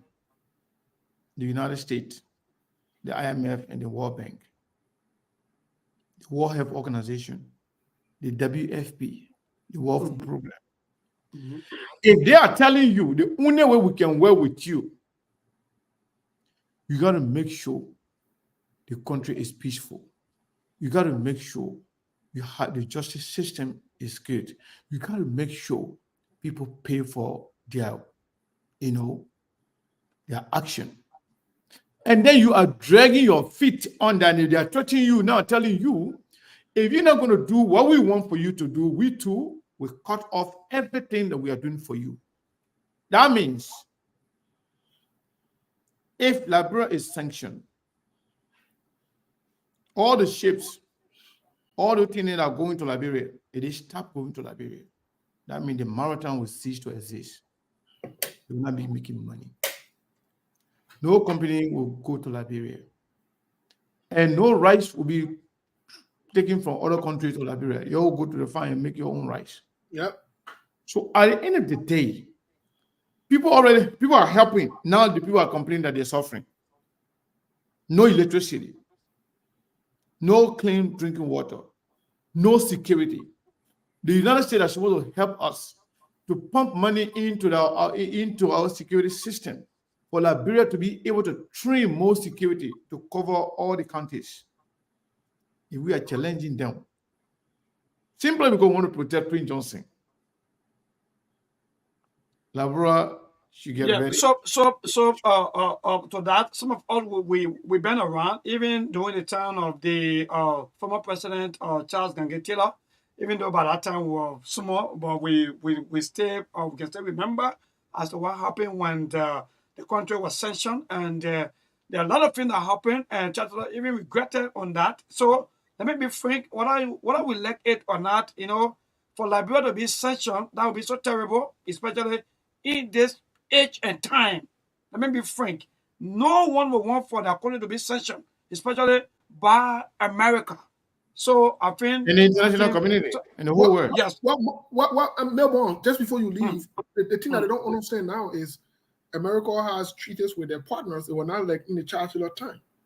In Chancellor time, even though there was some of the pressure on them, from Lord, at the same time, the international pressure that was on Chancellor. But this time now, America is partnering hugely with Europe. They're working together and other countries around the world. So that means if Liberia is sanctioned, what will happen is those European countries, those countries that are in line with America and so forth, partnering together. That means if they were supplied the European Union, you will not get money from them. No money, because businesses and things from that place, from those places, will not be coming in. And look, let me say this. Let me just say this to Joseph Boakai. Joseph Boakai has a history of everything he leads or touches, it dies. He does. Or it destabilizes or it breaks down. That's his history. That's his personal record. I want to say to the Liberian people, I stand with that letter that was written. Y'all don't allow this country to go down on Joseph Yuma Boakai. Joseph Yuma Boakai must do the right thing, or y'all should rise up against Joseph Yuma Boakai and the government. Y'all do that. It is your right. They will not do nothing. Because you know what happened? When things do not come to Liberia, businesses cannot be ran. The government cannot operate. The government shuts down. That your children will feed it, that you will feed it. It will take time before the sanction or whatever is lifted. So to save the country, you need to stand up to Joseph Yuma Bwaga. Joseph Yuma Bwaga needs to sign those 2 documents and stop the games. He needs to stop. All right, so that's good. So I don't know, but maybe on tomorrow, by the grace of God, I want us to also maybe look a little bit of the observation coming from Senator Amara Kone on his own observation of the budget, because mind you, he make his own all of his observation, and in fact, he tell us exactly that out of the 700 plus million that we're talking about today, only 51.9 million will be there for development. So that alone, it tells you that we are going nowhere. Because But you want to hear from Amara, we said it on the show yesterday. Monk said it the very day. 51.9 million just for development. 51. Let me tell you, Mabon, the people will be paying 3 times more money to finance the interest on the debt of a country as compared to what they will put in the development budget. They put $121 million just to pay the debt. That's why I keep telling sometimes the international community speak with both sides of my. I don't get it. Let me tell you something. Give you a typical example. When we have went and took money from the country's reserve, that was a violation by the same IMF rule. But you will ask yourself, if the IMF want transparency in developing countries, why they keep giving corrupt government more money? When you cannot meet the regular or standard for borrowing from the IMF, they come with something called standard drawing right. When you can meet that standard, they come with something called extended credit facility. That while Samuel Tony was confusing for one of the weird government. Can you imagine on a weird administration? Liberia will be paying 30 cents on every dollar borrowed. They took 155 million. That was supposed to pay $213 million, including interest payment. So it comes as no surprise as to why you look at an entire budget of only $692 million and pay $120 million in debt, in the interest on the debt alone in a single year. Do that over 10 years. Isn't that close to $1 billion just in interest payment? So Mom, tomorrow we'll spend time on the budget before they make. But you know what Dillon and other people then ran in front, especially Senator Dillon ran in front to make that statement. You know, Senator Dillon and other people and some of the other senators who quote unquote wanted to rescue and they wanted President we had to leave and they wanted to rescue the country and save the country. You know, it's a shame. It's an embarrassment. It's unfortunate. It is. And I say this in all sympathy for our people. How can we openly decide to rob our people like this? How can we do that? How can we do that? How can we criticize President Weah and his administration, but we come back and want to do 10 times more than what they did? How can you have an entire budget of almost 700 million? And you even gave them you even gave our people half of the budget to benefit from. How? Yeah, not only half, even 1/4, they don't have that. You're talking about 50 million, you're talking about 600 plus million, they only 59 million for development. How do we move forward? They call it public service investment initiative. Can you imagine? That's capital investment. So we're talking about money that will directly affect the ordinary person, whether that road, whether that infrastructure, whether that electricity. Only 51 million. And let me give you the exact figure. I made a mistake. It was 120. The money will be paying for interest on the debt is $129 million. Think about that. But Monk, why? You know, the last time, right after the election, Steve, you must have on the scene. Steve was saying that, you know, people should, Joe Biden should be careful because there's no money in the country. We don't know what Joe Biden going to be, you know, going to leave in the account. And we said Joe Biden know exactly what's going on. And Steve was concerned about people getting paid and how they're going to run the country in the first 2-3 months of their president. Now, the people are not getting paid. No. So why were they depending on coming to say they're going to rescue? But at the same time, people are not getting paid. Now they are taking money, giving it to blocks What should they even have a blog after the election in the legislature? Election already finished. It's over. You already have a speaker. Why do they stay having a blog and then sharing money with 4,500 when the teacher that's supposed to take $300, 150, the policeman that's supposed to get 150, and other people that they haven't getting that money, but yet they're sharing $4,500.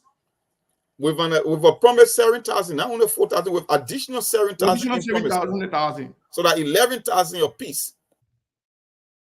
So now that the harmonization was even better now. I don't know how you're going to cut the other. But the thing I want to understand is this. The thing I want to understand. Harmonization is going to be hero right now. No, the thing I want to understand. You remember on so gotta go. So we gotta go because of a minute, Steve. Because we gotta go. But if you go back to Senator Amar Konem, if I read up, you will also see something that he said that in fact the entire the government is or maybe the payroll or how you may call it is very huge. So all of these things we got to observe. All of these things go back to all his read up and see as to where something is lacking, what's going on, and what Liberian people need to know. And speaking of harmonization, we SKT wanted to harmonize today because we needed $172 for something very, very important. Well, I forgot to say it from the start of the show. I don't know if Monk can get to work and make sure we got $171 right now. Yeah. So I'm leaving now because another program is on our back. So thanks to all of you, Monk. Please.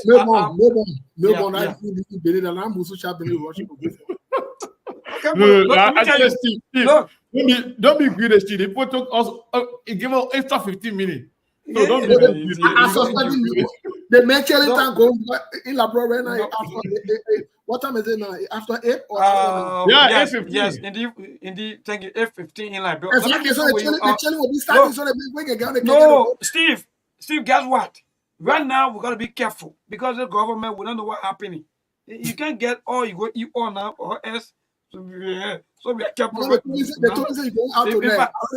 I think the government's supposed to be proper instead of maybe the previous government. Because so the government now. When you go out, when you leaving to there, I just want to know. So when you leaving from there. Man. No, I'm not going out. Actually, no, the man not listen. It's just thinking, permission to the man not listen to me. I know. I'm not going out. I'm not going out.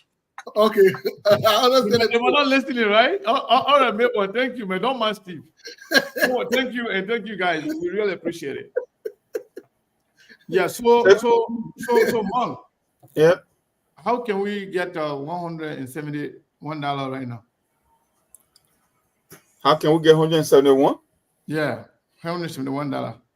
Even the 9 people that were left yesterday that we can get a number. Yeah, the 9 people that were asking to correct that figure for Friday. I think we can have few volunteers. At least, from what I'm seeing on the screen, it's 135 or 140.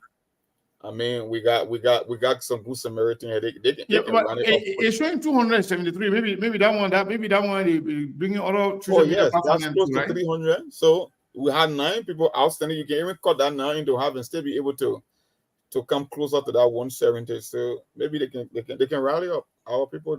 We know they are. Speaking of what's going on right now, Steve, when it comes to this sanction. So you got this clear. We are not saying that Liberia has been sanctioned. We are not saying that Liberia will be sanctioned. We are saying that they have started a conversation of placing possible sanction on Liberia. Among somebody saying $10.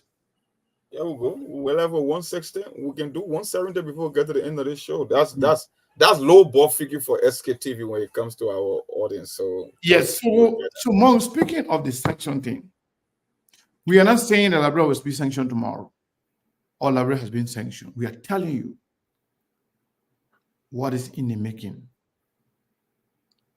If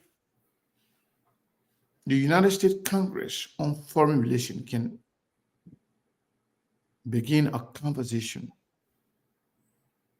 discussing possible sanction on Liberia if the Liberian government fail to establish war and economic crimes court. If the Liberian people fail to demand their government to do such, if the Liberian people fail to stand up for themselves, not only they will sanction Liberia, but travel restriction will be placed on them. You know, back in the day, when they put travel restriction on Charles Taylor government, the government officials, when they put travel restriction on you, they place it on your family members too. Even the last time, when the one for Summit and other people, Jefferson Koji, then when they were announced, they were very emphatic about that. Travel restriction on them and their family. And which will follow by, because what they do, they can put certain restriction on you, they'll tighten the screw a little by little. They will tell you, hey, try to change. Try to do the right thing. If you fail to do it, we will go to take the next step. So, Steve, why would Joseph Boakai, Taros Jilong, Nyombli Kanga Lawrence, and other key player in the Joseph Boakai, you call it rescue team, why would they want to sacrifice Liberia just for Prince Johnson? Why? But Mr. Kane, you are saying like, bro, let's come to them individually first before we get to the country. All the noise they made beyond Jowia, all the thing what they say they been in government, the education they say they have, the experiences they say they have, whether the Yombli or the Dillon or the Joseph Boakai himself or, and other people that are around there, especially the United Party branch or the United Party group, who were in power for 12 years. They sat down for 6 years to rest their body. They took over again for another 6 years. What does that say about them? Honor their leadership for the country to be sanctioned. What does that say about them? Honor their leadership for them to be on travel ban or travel restriction. What does that say about them? It speaks volume about them. The shame and the disgrace will be on them. That's the first part before it comes to the Liberian people. And they can rest assured. They can rest assured that come 2029, whether they don't want to run in heaven, you want to run in hell, you want to run in Grand Bassa, you want to run in Lokintown, it doesn't matter. His record will reflect. And that's what the people vote on for him. If they don't think anybody stupid, like I said, he can go in Grand Bassa to run that his business. That one will not get problem on that one. The time will come for to discuss that one. But for now, Mr. Kane, it's a shame on them to even be getting to this point. Whether for Prince Johnson business, whether for who business, to even seize the perfect opportunity. Who has the kind of, Charles said I never had the kind of option or the kind of opportunity. A child had the option and the opportunity. As a son-learned man, he would have pounced on it to do what is right. To be quite honest. And Chancellor was very clear. He said, in order for anybody to be successful, any government to be successful, you got to be in good book with Washington. So, Mong, same question, man. For me, Sekou, that's not the thing I'm worried about. These people, when it came to Charter, that's why I say that's why people always question them to a certain extent. Charter was not the only person that perpetrated the war on the Liberian people. But you saw how swift they were able to get him to the Hague, right? Why can they not apply the same standard to other people if they really want war and economic crime code in Liberia? Why is it taking this long? That's the question you ask yourself. Why? I think the reason is Sierra Leonean, they were very much emphatic and they spoke overwhelmingly. They showed in their action. They protested. They got on the street. asking for war crime. You know, if the country wants it, if the country really, really, really want to see war and economic crime court in Liberia, and at the same time,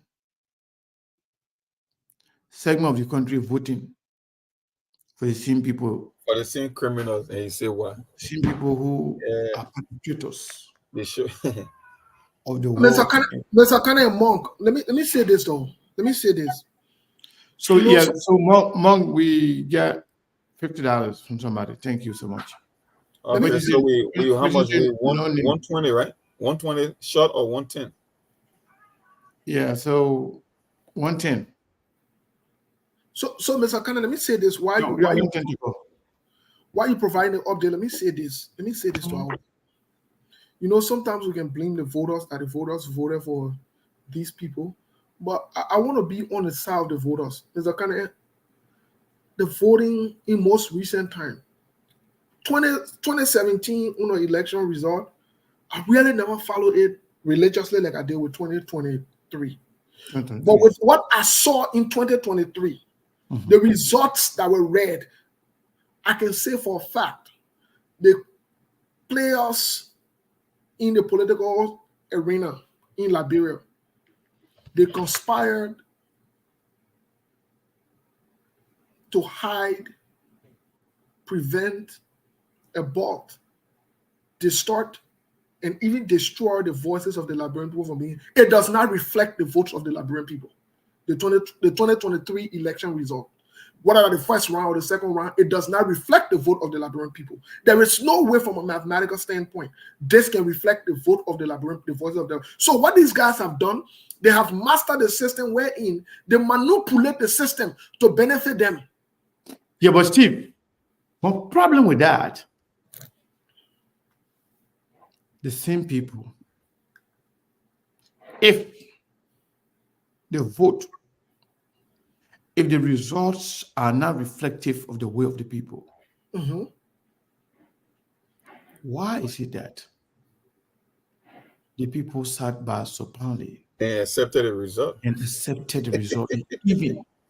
And that is the point. I agree with you and Monk 100%. Yeah. What? The What's si- going on? I mean, Liberia got serious problem. Let me tell you the truth. More than serious. I think this has more to do with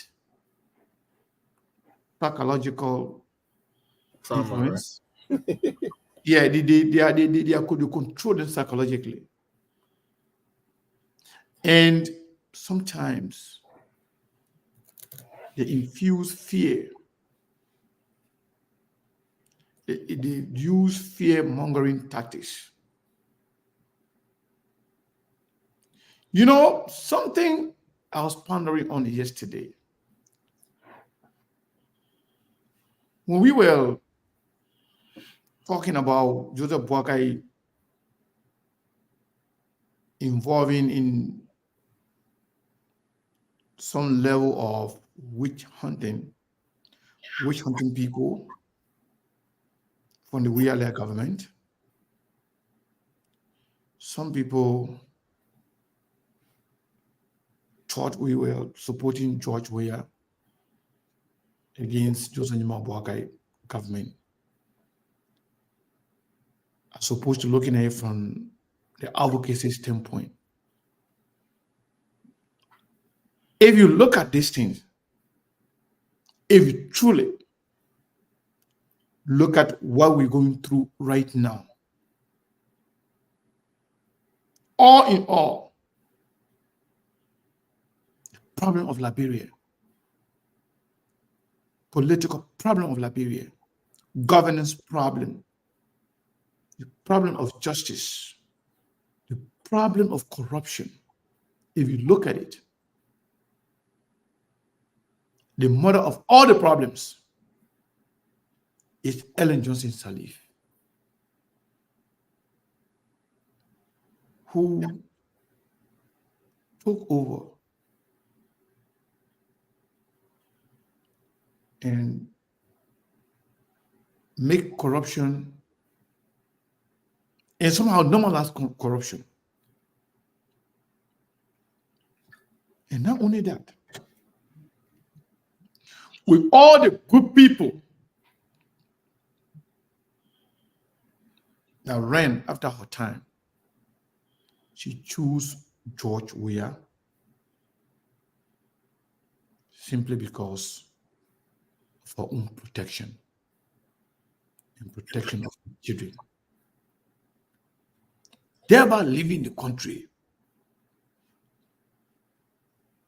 vulnerable, knowing that George Weah does not have what it takes to run the country, but she gave the country to George Weah. Now, after George Weah failed this election, 2023, George Weah cheated the Liberian people just to make it to the second round. But very little did he know that the people that he was using to cheat the Liberian people, they were not supporting him. So what happened? George Weah cheated the Liberian people to eliminate everybody else from the process with the belief that he can do the same thing to the Unity Party. Unity Party, using her own connections, Unity Party kind of outsmarted George Weah and the CDC and all other political parties in Liberia. Unity Party used their connection. There are people there because they served the country for 12 years, including those in the neck. We told you here, everybody has somebody in neck. But you see this, you thought they got control. The fact that George Weah cheated the country just to get to the second round, that gave us Joseph Boakai. So I don't sorry for George Weah. I don't sorry for CDC. Anything Joe Boakai do to them, they look for it. The only reason why we are speaking against ills in the society, regardless of who is the perpetrator or who is at the receiving end. I just want to say that. George Weah, Ellen started it, and George Weah the one that put us in the situation we are in right now as a country. What more? Go ahead. You see, I will partially agree with that whole theory from Sekou, but on the issue of the election result, I will want to believe that. And you said it right, Steve. The system is so corrupt that these guys, they are put in place measures that get an additional safety net. That's why they always want to make this thing to look at if to say the entire country, you are either for CDC or you for Unity Party, that no other party exists. And there used to be a caller, I forgot his name. He used to always call from Iowa. He said, I work at the National Elections Commission. He said those magistrates and those people that are in the data room, they are actually the one who determines the election. If you can remember, when Unity Party told them, say, the thing that happened in round 1, it will not happen in round 2. That same person said in the show, he said, you just watch. Unity Party were there for 12 years as compared to CDC 6. So Unity Party have more of a structural control within that election commission than CDC. And the same thing about harmonization, the same employees that CDC were counting on to do the trick for them, those people were against Weah. That is how. Look, Steve, you want me to believe that in Africa, out of 2.2 million registered voters, or men like Georgia would decide to lose an election with less than 30,000 votes, he will find any means to get it, and people would feel that the election was still credible.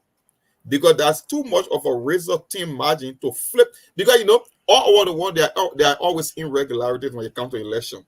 The question is, was the irregularity enough to change the outcome what people can look for? So when you're talking about Africa, for an incumbent or young men that have seen wealth beyond all reasonable measure to turn the presidency over on less than 28,000 votes, it would never happen. But guess what?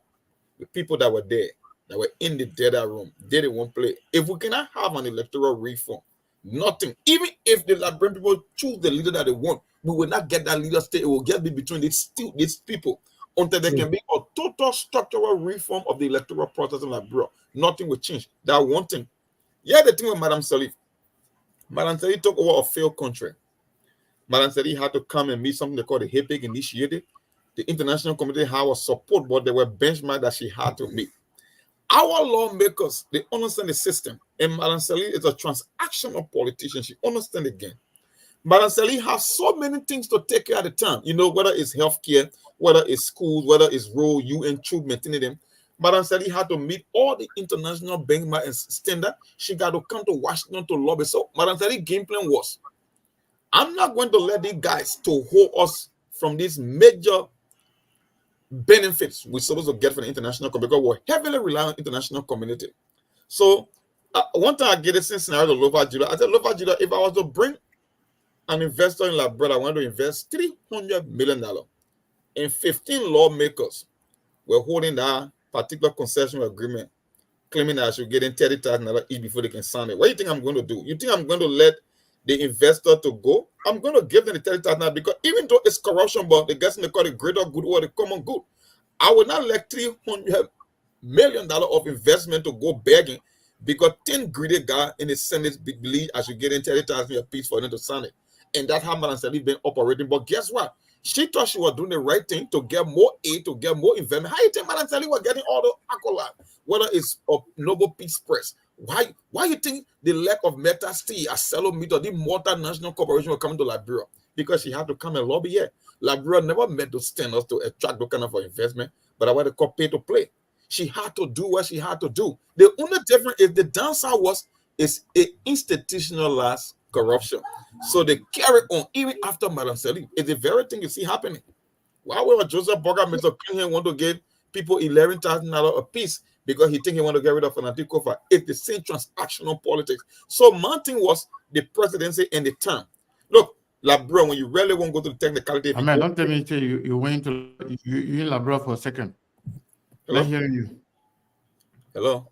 Yeah, I hear you. Good now. You can hear me? Yeah, Yes. much better. Steve, Yes, if you really want to go to the technicality of that whole HAPEC initiative, that they did see IMF, they came up with a system that from the Joe time all the way to Madam Salih time, we accumulated a debt of almost $4 billion. And when you go to the country, you're going to see $100 million worth of investment. You ask yourself, how can your impoverished country like bro be indebted by more than $4 billion and the whole country is literally run down? Okay, how you think Liberia was able to get out of that HAPEC initiative ahead of countries that were already in the process before Liberia? Do you think because we had the institution, the structure in place, or that Madam Salih had the smartest people on the planet to pass the HAPEC initiative? No, it's the same lobbying, both in Washington, domestic and international. That's how she operated. So we're spending more of our money in the budget on lobbying alone just to get the deal. But the question is, it's not about getting the deals, it's what you do with the money when the money comes to the country. So that's why the problem was. How do you make the investment that will affect the ordinary Liberian? You can go ahead, but I will stop there for now. My take on the whole election thing is, I think it's good. It's good because from what we have gathered, based on so many things we have heard and we have seen so far, the CDC and the United Party connived in the election. And the end goal was the CDC should have won for the 12 years. Look, we said this over and over on this platform that this was all scripted. It was well played, well done. But here is where I want to say this is good, because the United Party, knowing that this was the last chance to come to power, if Joseph Human Braga had not won, who they would have put on the ticket to gain traction from the United Party? Who? They played the CDC in the last minute. The United Party played CDC in the last minute. They betrayed George Weah and his people in the last minute. And because they betrayed George Weah and his people in the last minute, that's how they won the election, because some of George Weah people he trusted also were accomplices to this whole game. Speaking of this whole election and Joe Weah agreed, Joe Weah himself felt disappointed and played. But you know what's good? The fact that they don't even trust each other now going forward means that they will have to either fight each other or they will have to expose each other. And if you are deciding to expose one person, then your own role you play too will have to come out. Because when you go and expose somebody, they know that your side too that you play there. And then one person can make plow, or two people can make plow, the thing across the plow, or the half hour when in the deal will come out. What your own role that you play there. So that's why they're juggling on. When you see CDC acting in the vest, and you see them acting like Unity Party came and stole the show or whatever it is, my people, they play the labyrinth people. They never wanted anybody that was Delon. Remember the 15-minute call Delon had with Joe Weah on the phone in our chair office? Do you remember that call? Do you know how long it is for you to be on phone with somebody for 15 minutes that you claim you don't like or you oppose because they are this, they are that? You know what I mean? Yeah. You know, have you sat down before and calculated and look at the time? I'm not saying somebody that you like.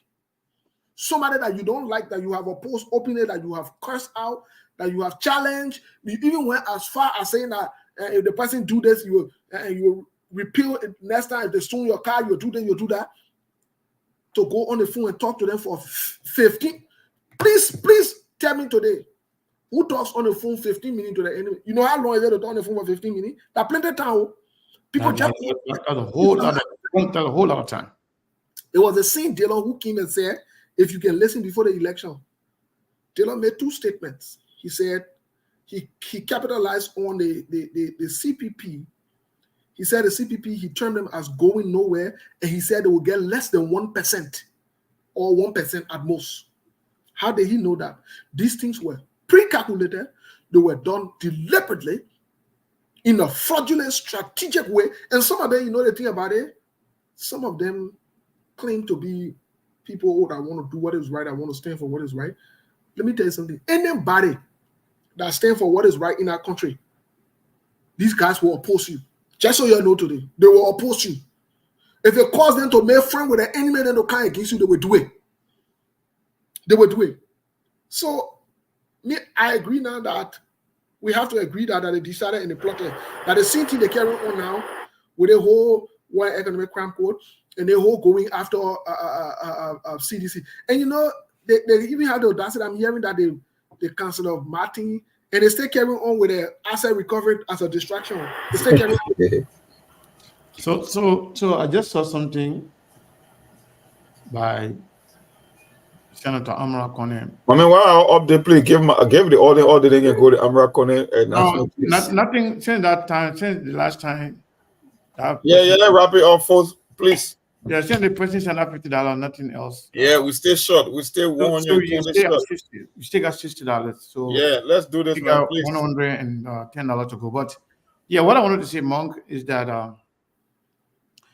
Amra Kone posted 2 hours ago. They have found a Western Cluster legislative caucus. And the chairman of that legislative caucus is Alex Talon.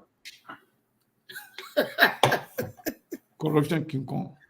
All those guys. And then Dapa Vapala Ochiba. Yeah. And then Amra Kone secretary.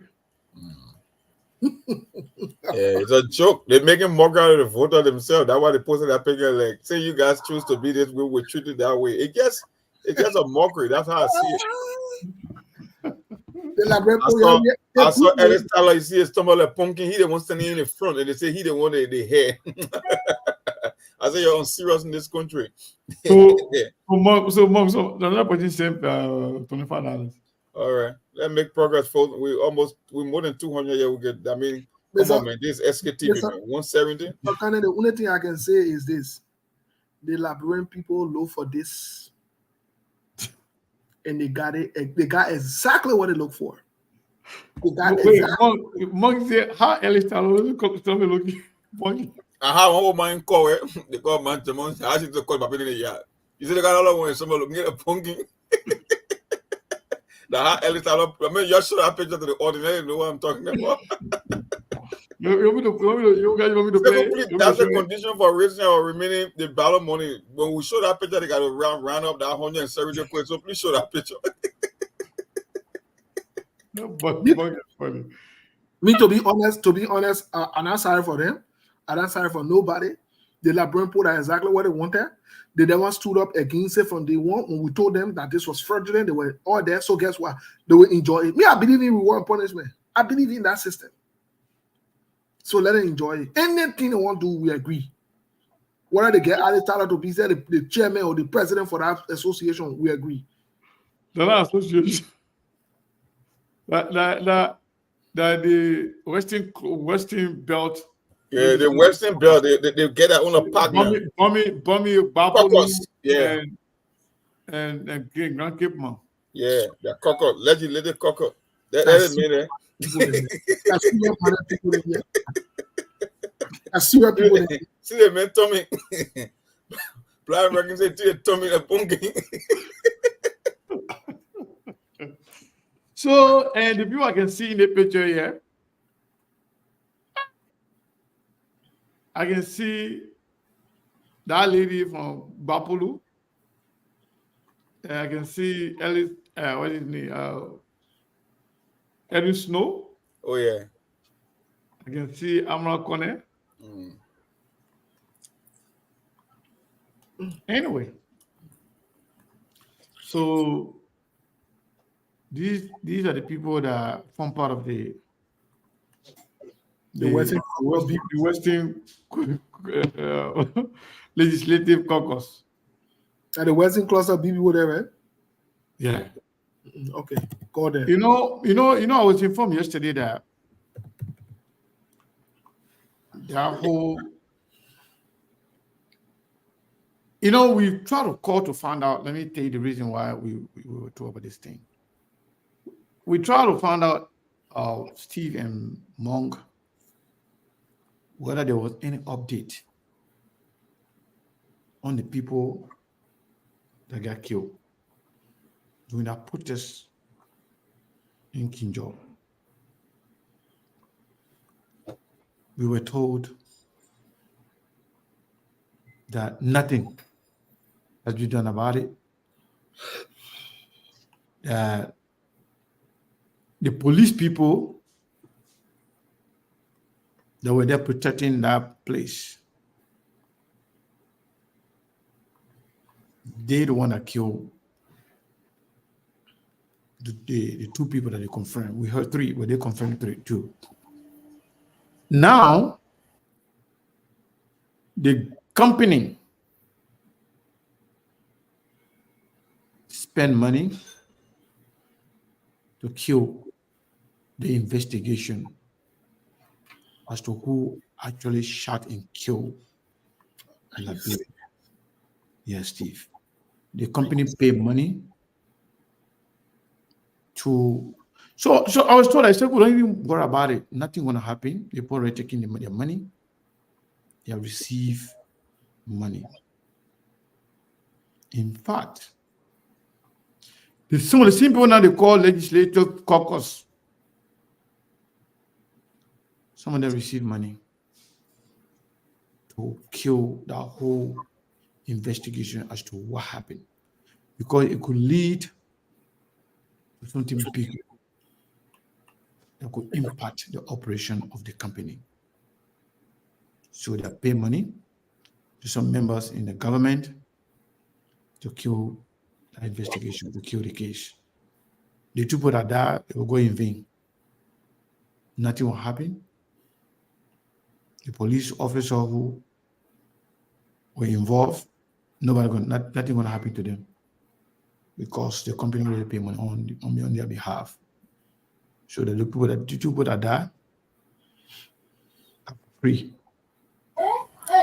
Segu, yeah. I spoke with a man of God I always keep saying from the middle part of the country. I don't like to call his name. He told me something that's very profound. He said, whenever they are riot, he said, one of the problems in this country, everything they concentrate on when it's happening in Monrovia, there are a lot of things that happen outside of the city that people don't pay attention to. He said most of the corporation, they got their own militia. The one that don't have their own militia, they pay the same police officer that's supposed to be protecting the people to be their personal security. And he said sometimes when they are riot, when people die, they can hide the body. Yeah. So what you saying, it's not strange. This is my first time hearing this. Oh man of God, he's a pastor. He told me this. Because he lives somewhere between I would say Margibi and Boa. I will not get a specific location. But what he told me, he said, one of the reason when I'm in my house, I got my single barrel because this country is like it's complete lawlessness and everybody you got to provide your own personal security for yourself. So the concession agreement, most of the corporations they hire either the police or they got their own militia men that protect their property. That's why he said because when there is a resistance from the people, that's why the police will always turn against the very people because they already pay for them. They are bought and paid for already. So that's true. He won't lie. He got no reason to lie. Yeah. So I was kind of shocked to hear that. You know, that old Sekou, don't worry about that. That investigation is not going anywhere. People already finished pay. I said, pay who? Said to pay the people wanted to kill the case.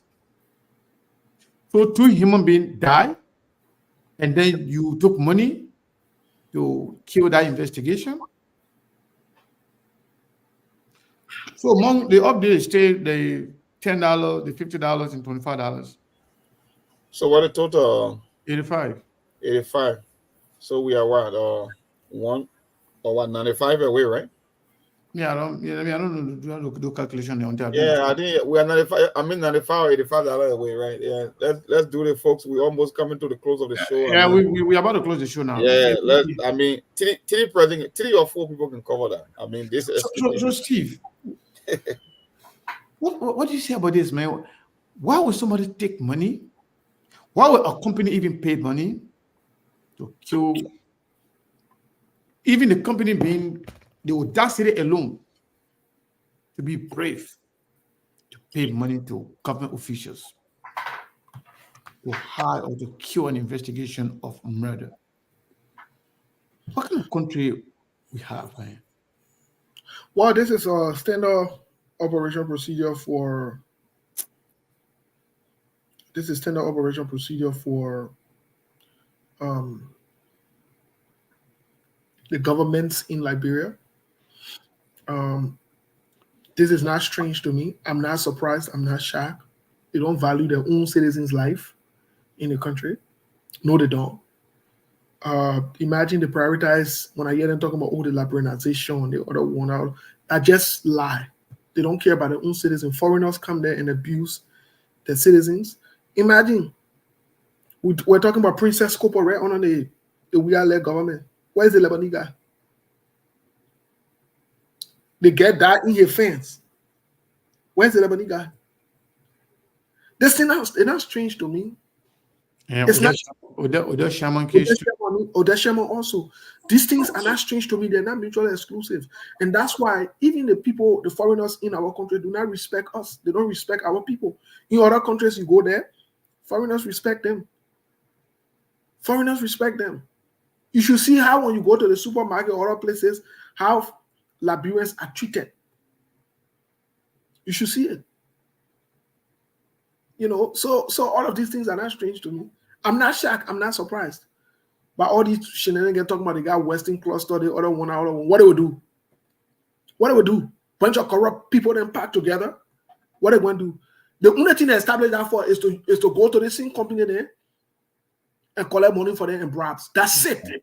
Nothing else.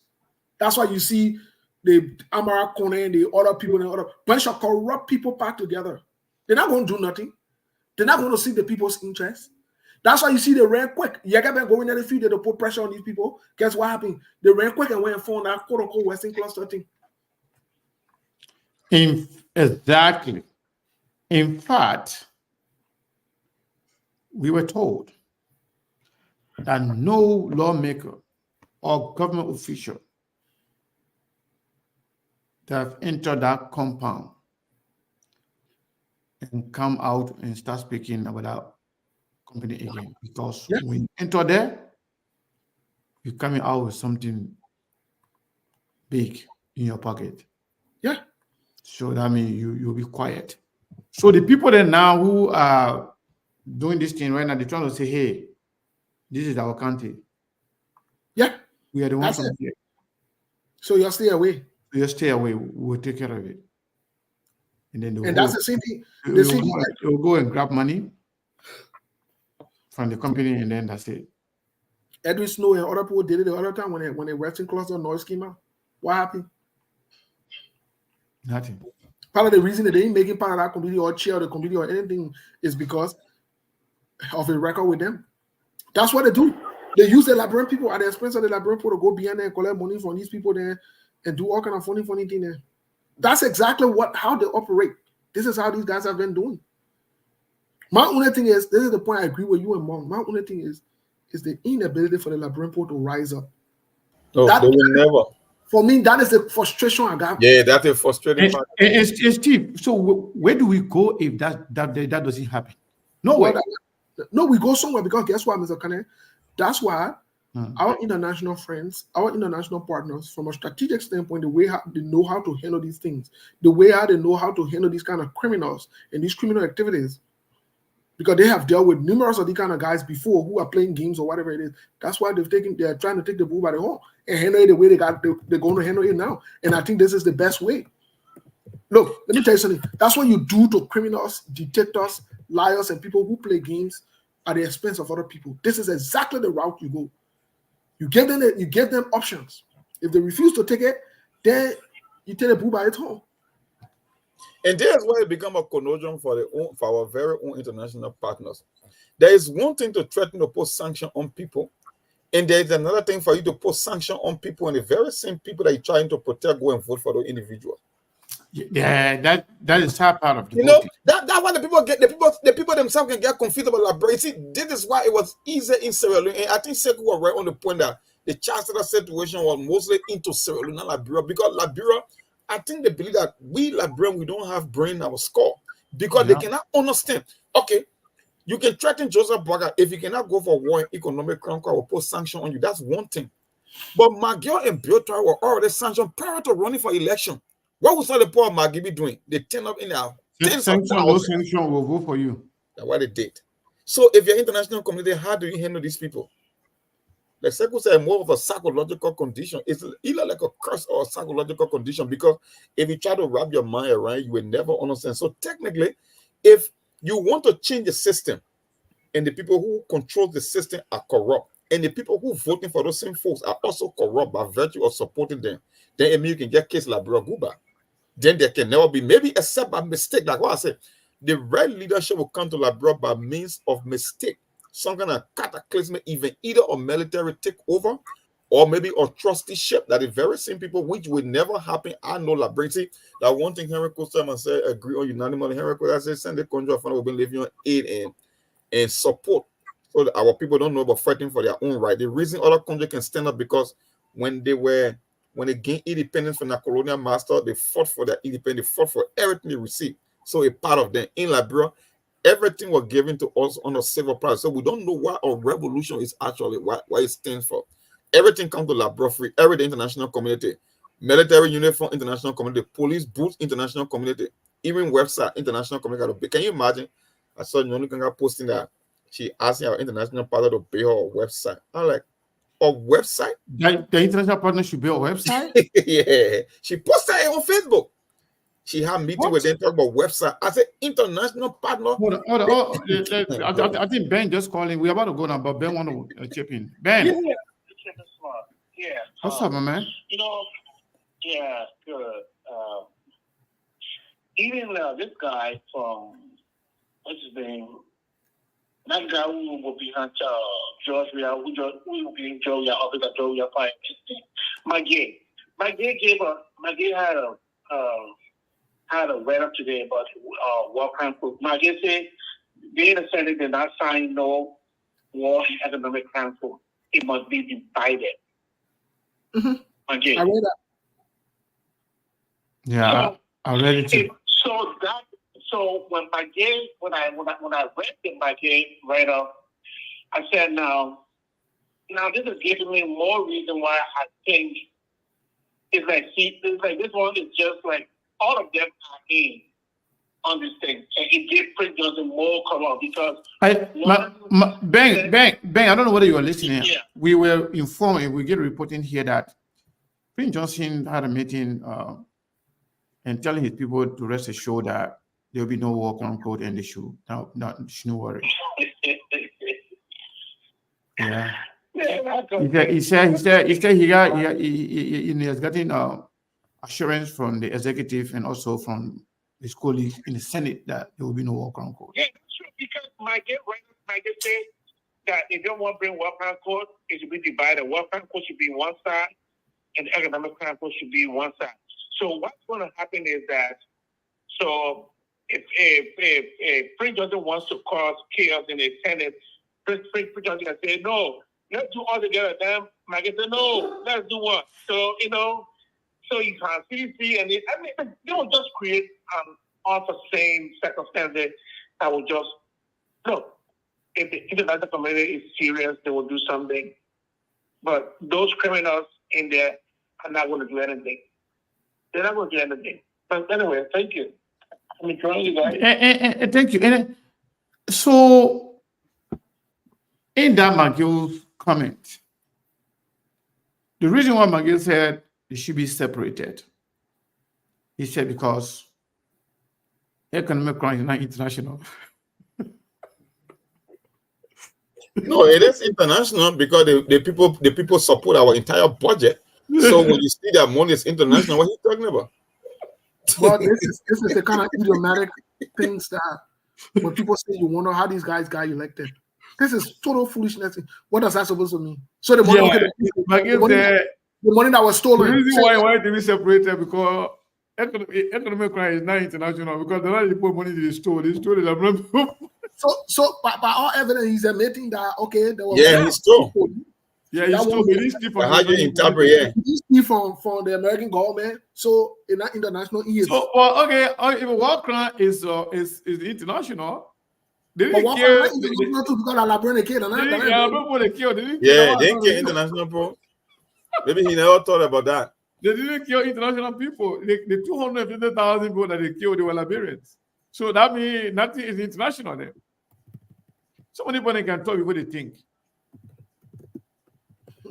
Like one of my friends who always used to write at the end of his write-up, the signature line would say, properly engage your mind before you put your finger in the trigger. Before you put your finger in the trigger.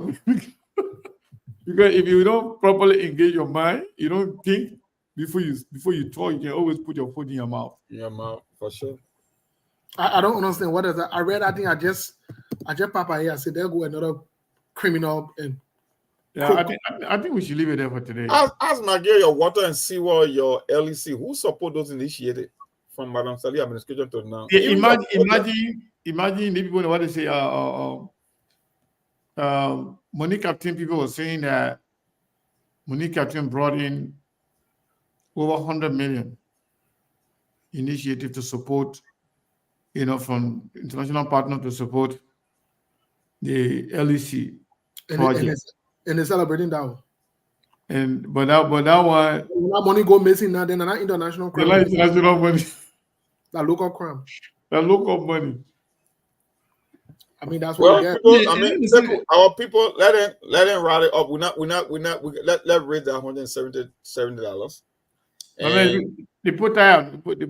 Maybe we don't have the people then that got money. I mean, it's 170 in their pocket. Who take the tire? They can do it. I mean, we can't have 7 days that we talk about put tire to it. We come 7 days a week, but man, we did a symphony on Friday. No, we gotta do what we gotta do, man. Our people, man, y'all gotta show up. 50, 25, and then somebody get 30. So you have 10, 50, that's 60. That's 60. 25, that's 85. Yeah. And then 30. Somebody give 30. 125, right? No, Yeah. 105. No, 115. 115? Okay. Yeah, 85 plus 30, that's 115. Okay, so we left with 155, right? Huh? $55. I mean, $55. I mean, not 155. Yeah, 115. Why my number up? I'm not number up today. Yeah. But thank you to the Fire, people. man. Two people, 2%. 25 and 30. Please, before we shut the show, before we leave the camera. We're Yeah. talking about radio station when we come out with this small initiative. You won't be dragging your feet. Come on, man. 2%. 20 and 1. 15, right? No. 25 and 30. Okay. So, Steve, Yeah. I used to sometimes be discouraged, and sometimes I want to take a time off on the Liberian issue, especially on the Liberian politics. I even told you that sometimes I want to do show. I don't want to discuss Liberian politics. I want to discuss you other sick. things because I feel like we are just wasting water in the sand. Yeah.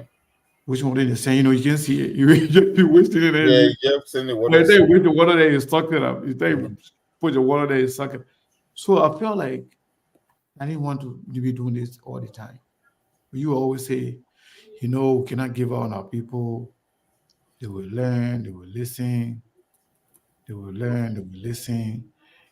So okay, Monk, somebody already break the something. The record, huh? They got mad, right? Yeah, somebody said $100. I told you that SKTV You see, we're looking for 55. Somebody said $100, and then congratulations. right after that, another person said $20. So we got But more then than we are still at the limit, and then you got more than your. We appreciate you guys. Thank you Yeah. so much. Yeah, but before we go, the reason why I was kind of getting fed up and tired, it seems like Liberians in the diaspora care more about the plight of the people on the ground than themselves. I don't know. I mean, what's the reason for that? Before we go, can you guys just help me understand that? Why is it that people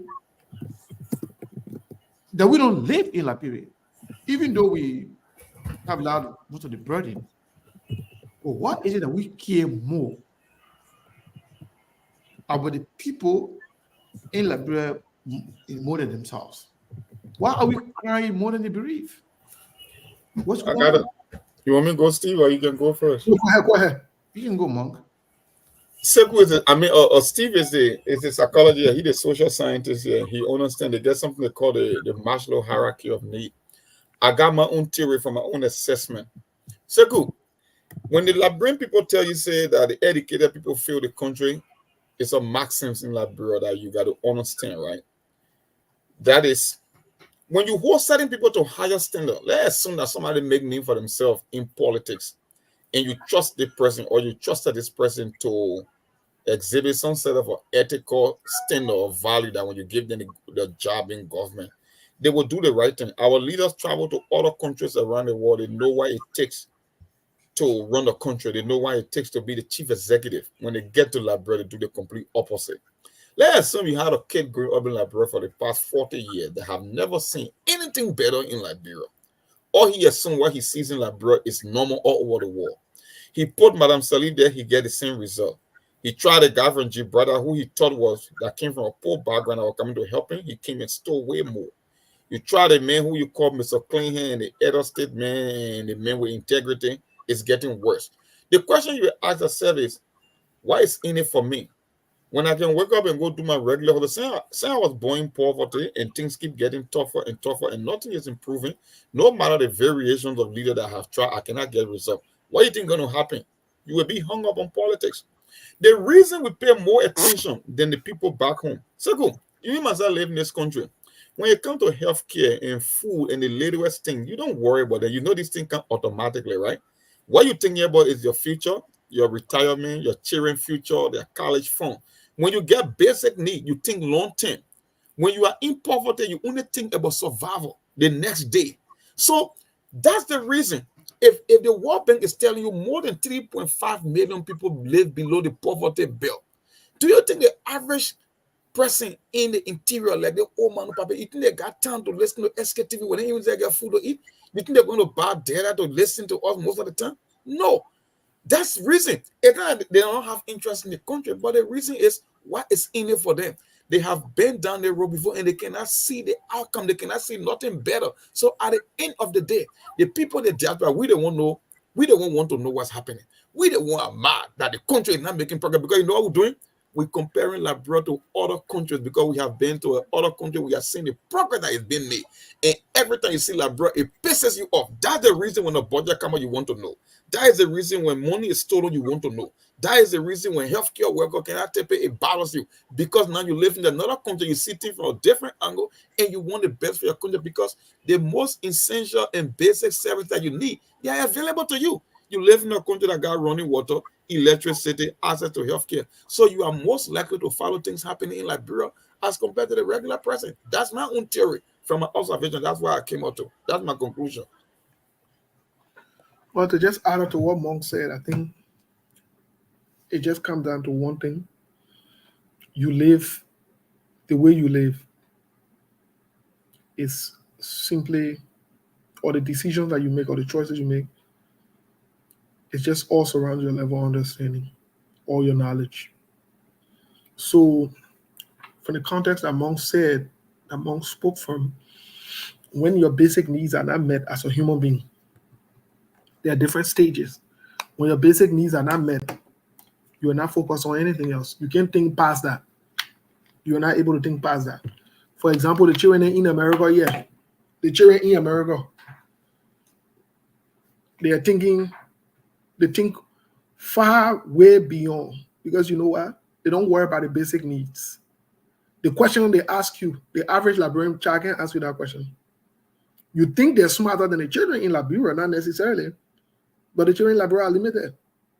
In Liberia, you tell somebody about microscope, they got to think about what it is. Here, they can see picture, they can see the microscope visual, they can go and touch it. So they know it, they have the experience. In Africa, we don't. So most of the decisions our people make in Liberia, it's very temporary. It's just about survival. They're in a survival mood.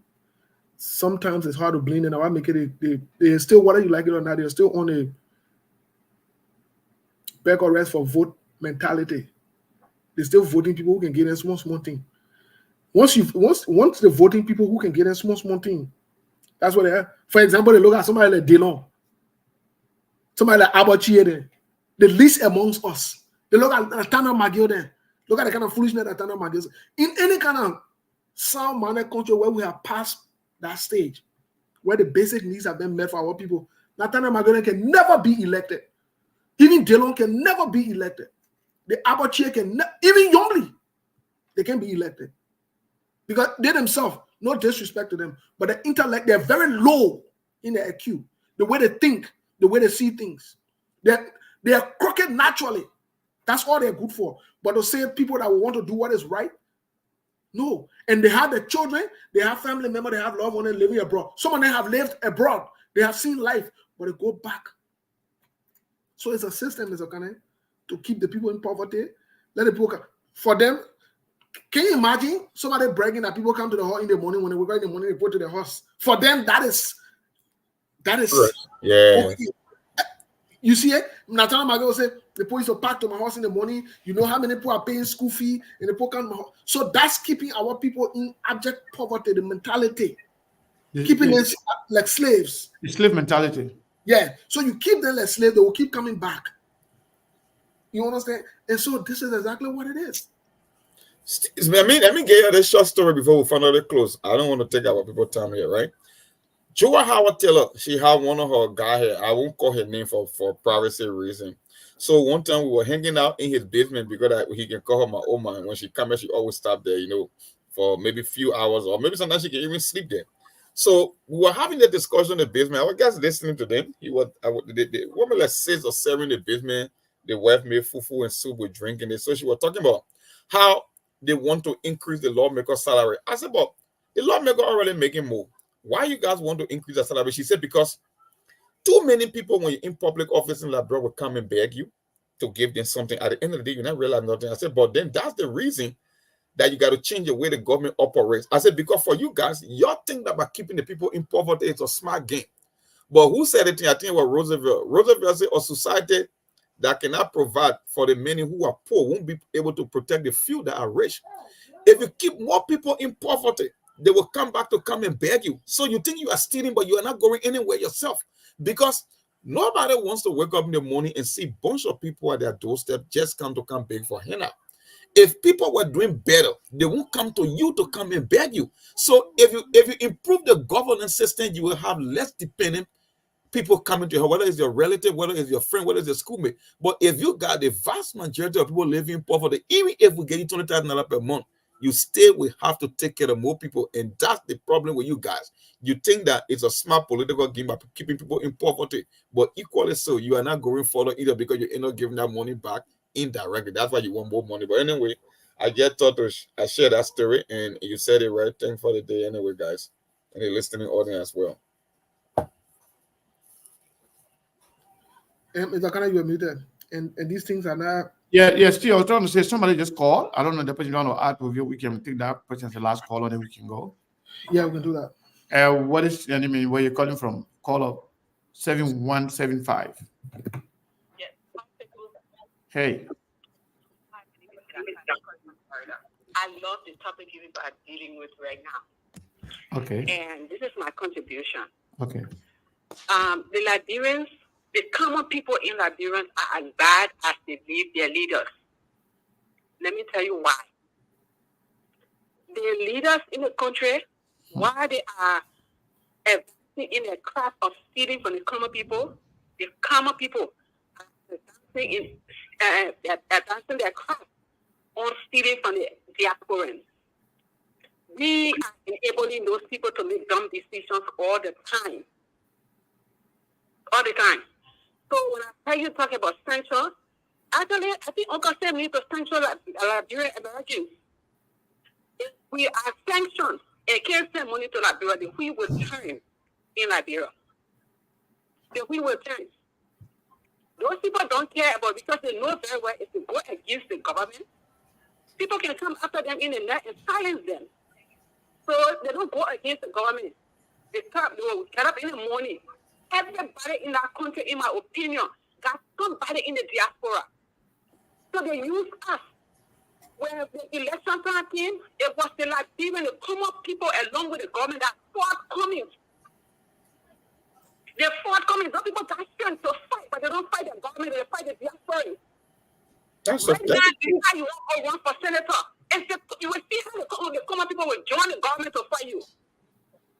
They will join the government to fight you. We are the one enabling those people to treat us, to treat themselves the way they treat themselves. And when we here think they are victims, they're not victims. They are not victims. Those people are improving their craft. When you sit here and you're people call you from Liberia, some who say, who's selling land? Oh, that land is legit. But the person is charging $5,000 for the land. You put off your bill payment to send them that money because your mind is in the country. You want to go back. They take that money and use it for themselves. Look at you to be stupid. That's stealing.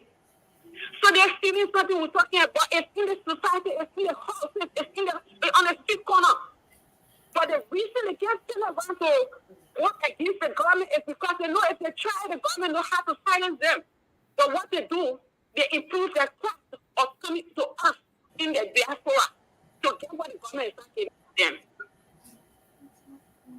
They improve their craft. They steal from us every day. So if the government can censor Americans, Latino Americans, even if you send them money to Canada, $100, $50 to send it, this nonsense will cut off.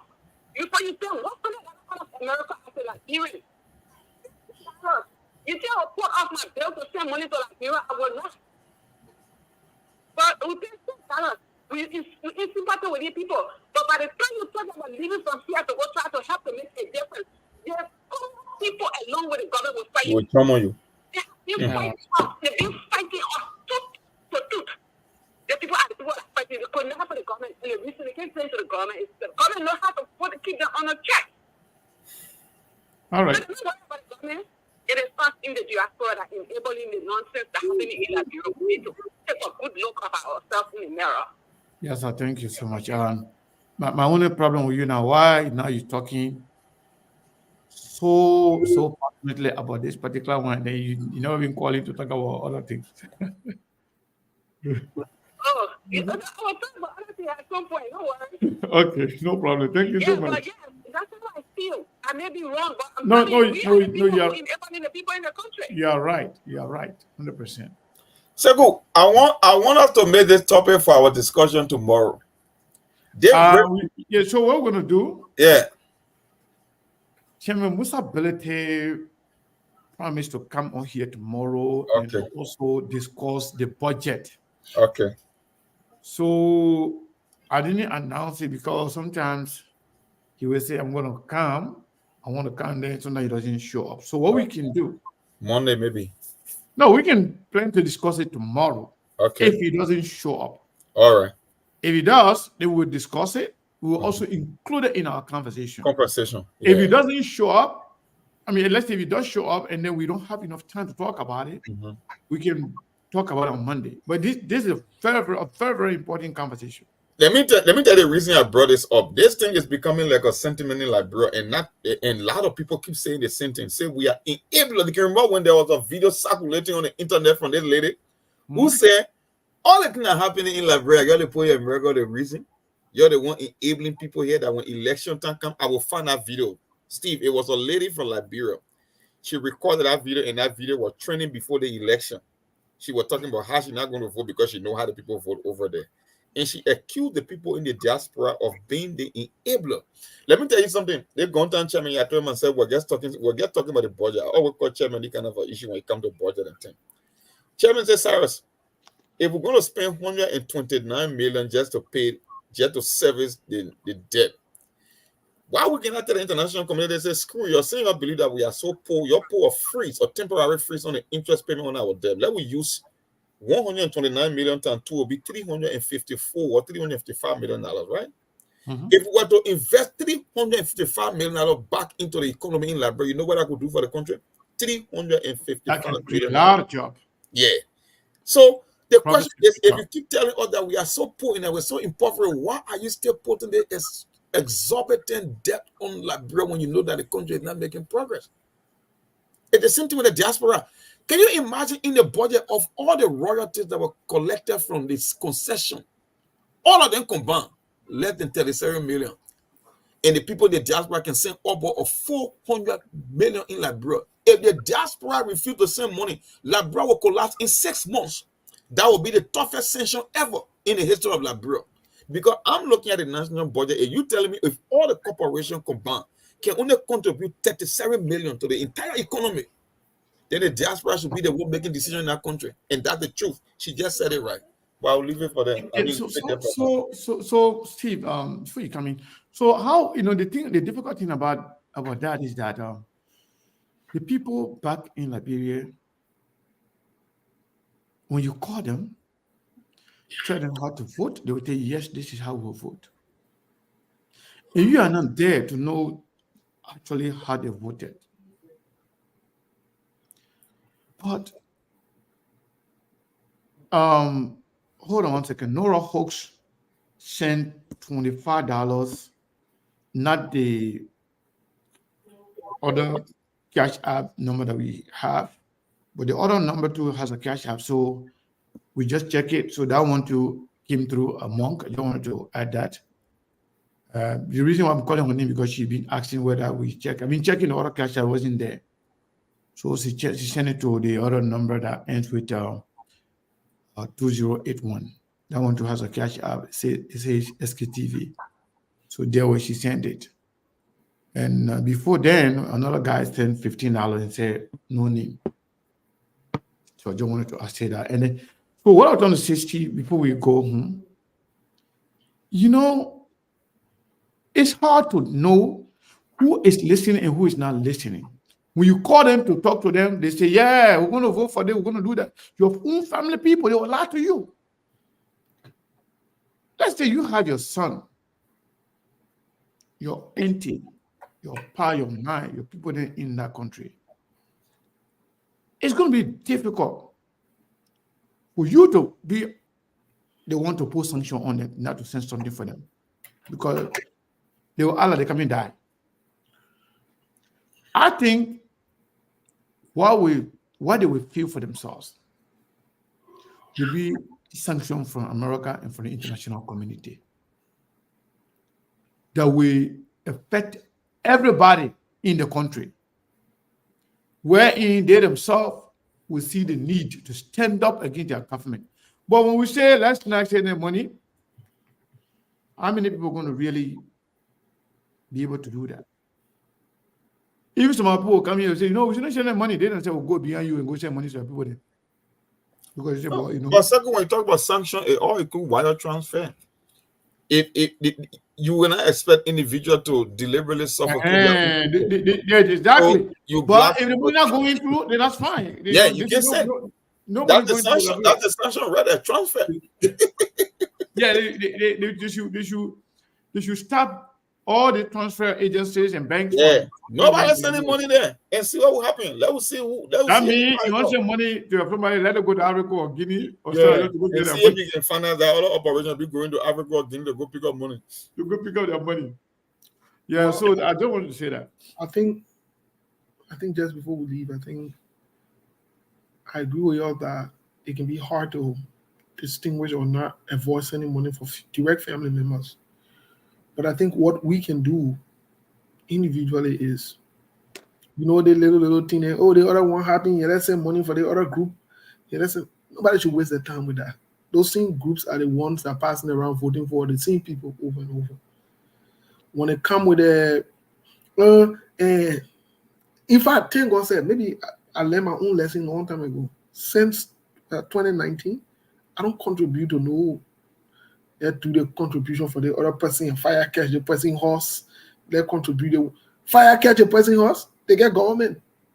The government need to go there. Who cares about that?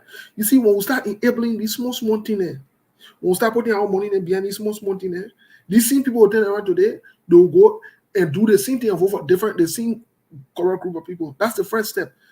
Another step about this thing that we can do also is this. I will sound very mean, and so if your family member passing around voting for Bwaka, Joe Wea, voting for corrupt people than other people then, that's fine.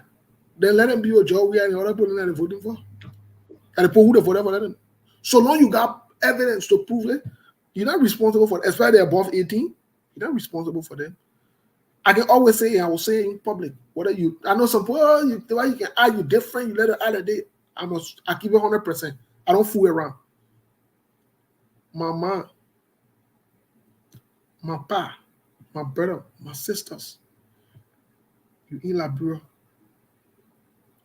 you running around with that Bwaga we want, I don't have a problem with you. Bwaga will take care of you. That we are you want, we are then will take care of you. Oh yes, when you bring in a government, that government should be able to take care of you. You're supposed to call me and pressure me for money, baby. For what? For what? Especially if I've told you, don't go this route. Because this will not be good for the country. And you insist that the route that you want to go, I don't have a problem with you. Say you grown, you can make your own choice and your decision. I don't have a problem with that.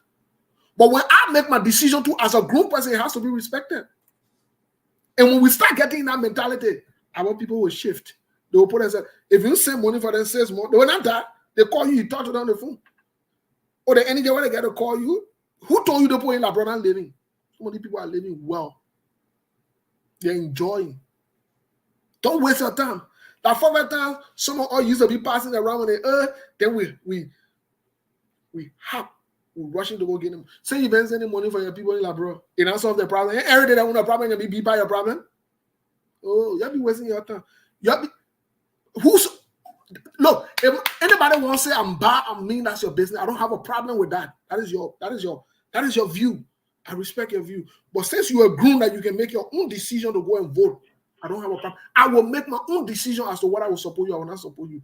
And when we do that after 6 months, and we go the other 6 months, and I see you now, you speaking out, and you ready to put your legs together, then maybe we can revisit something. But so be on a stupid level where you're passing around, you better tell the other person you put in there. And we're high in the country. No, it's not high. That the people you wanted. So you all go beyond it. You all go beyond it. And that church, you're doing that reality. On their side, they don't even know. On this side, we get a pressure from y'all over there. On this side, we got mortgages, we got bills. When the month is ending, they guess what we do? The people got to take out the mortgage or the rent, the electric bill, the heat, the car note, the car insurance. Look, the cell phone bill. Look, then you got to continuously, weekly, put food in the house, especially when you got teenagers and other people, they can eat like nothing, and they're not eating the CD every day.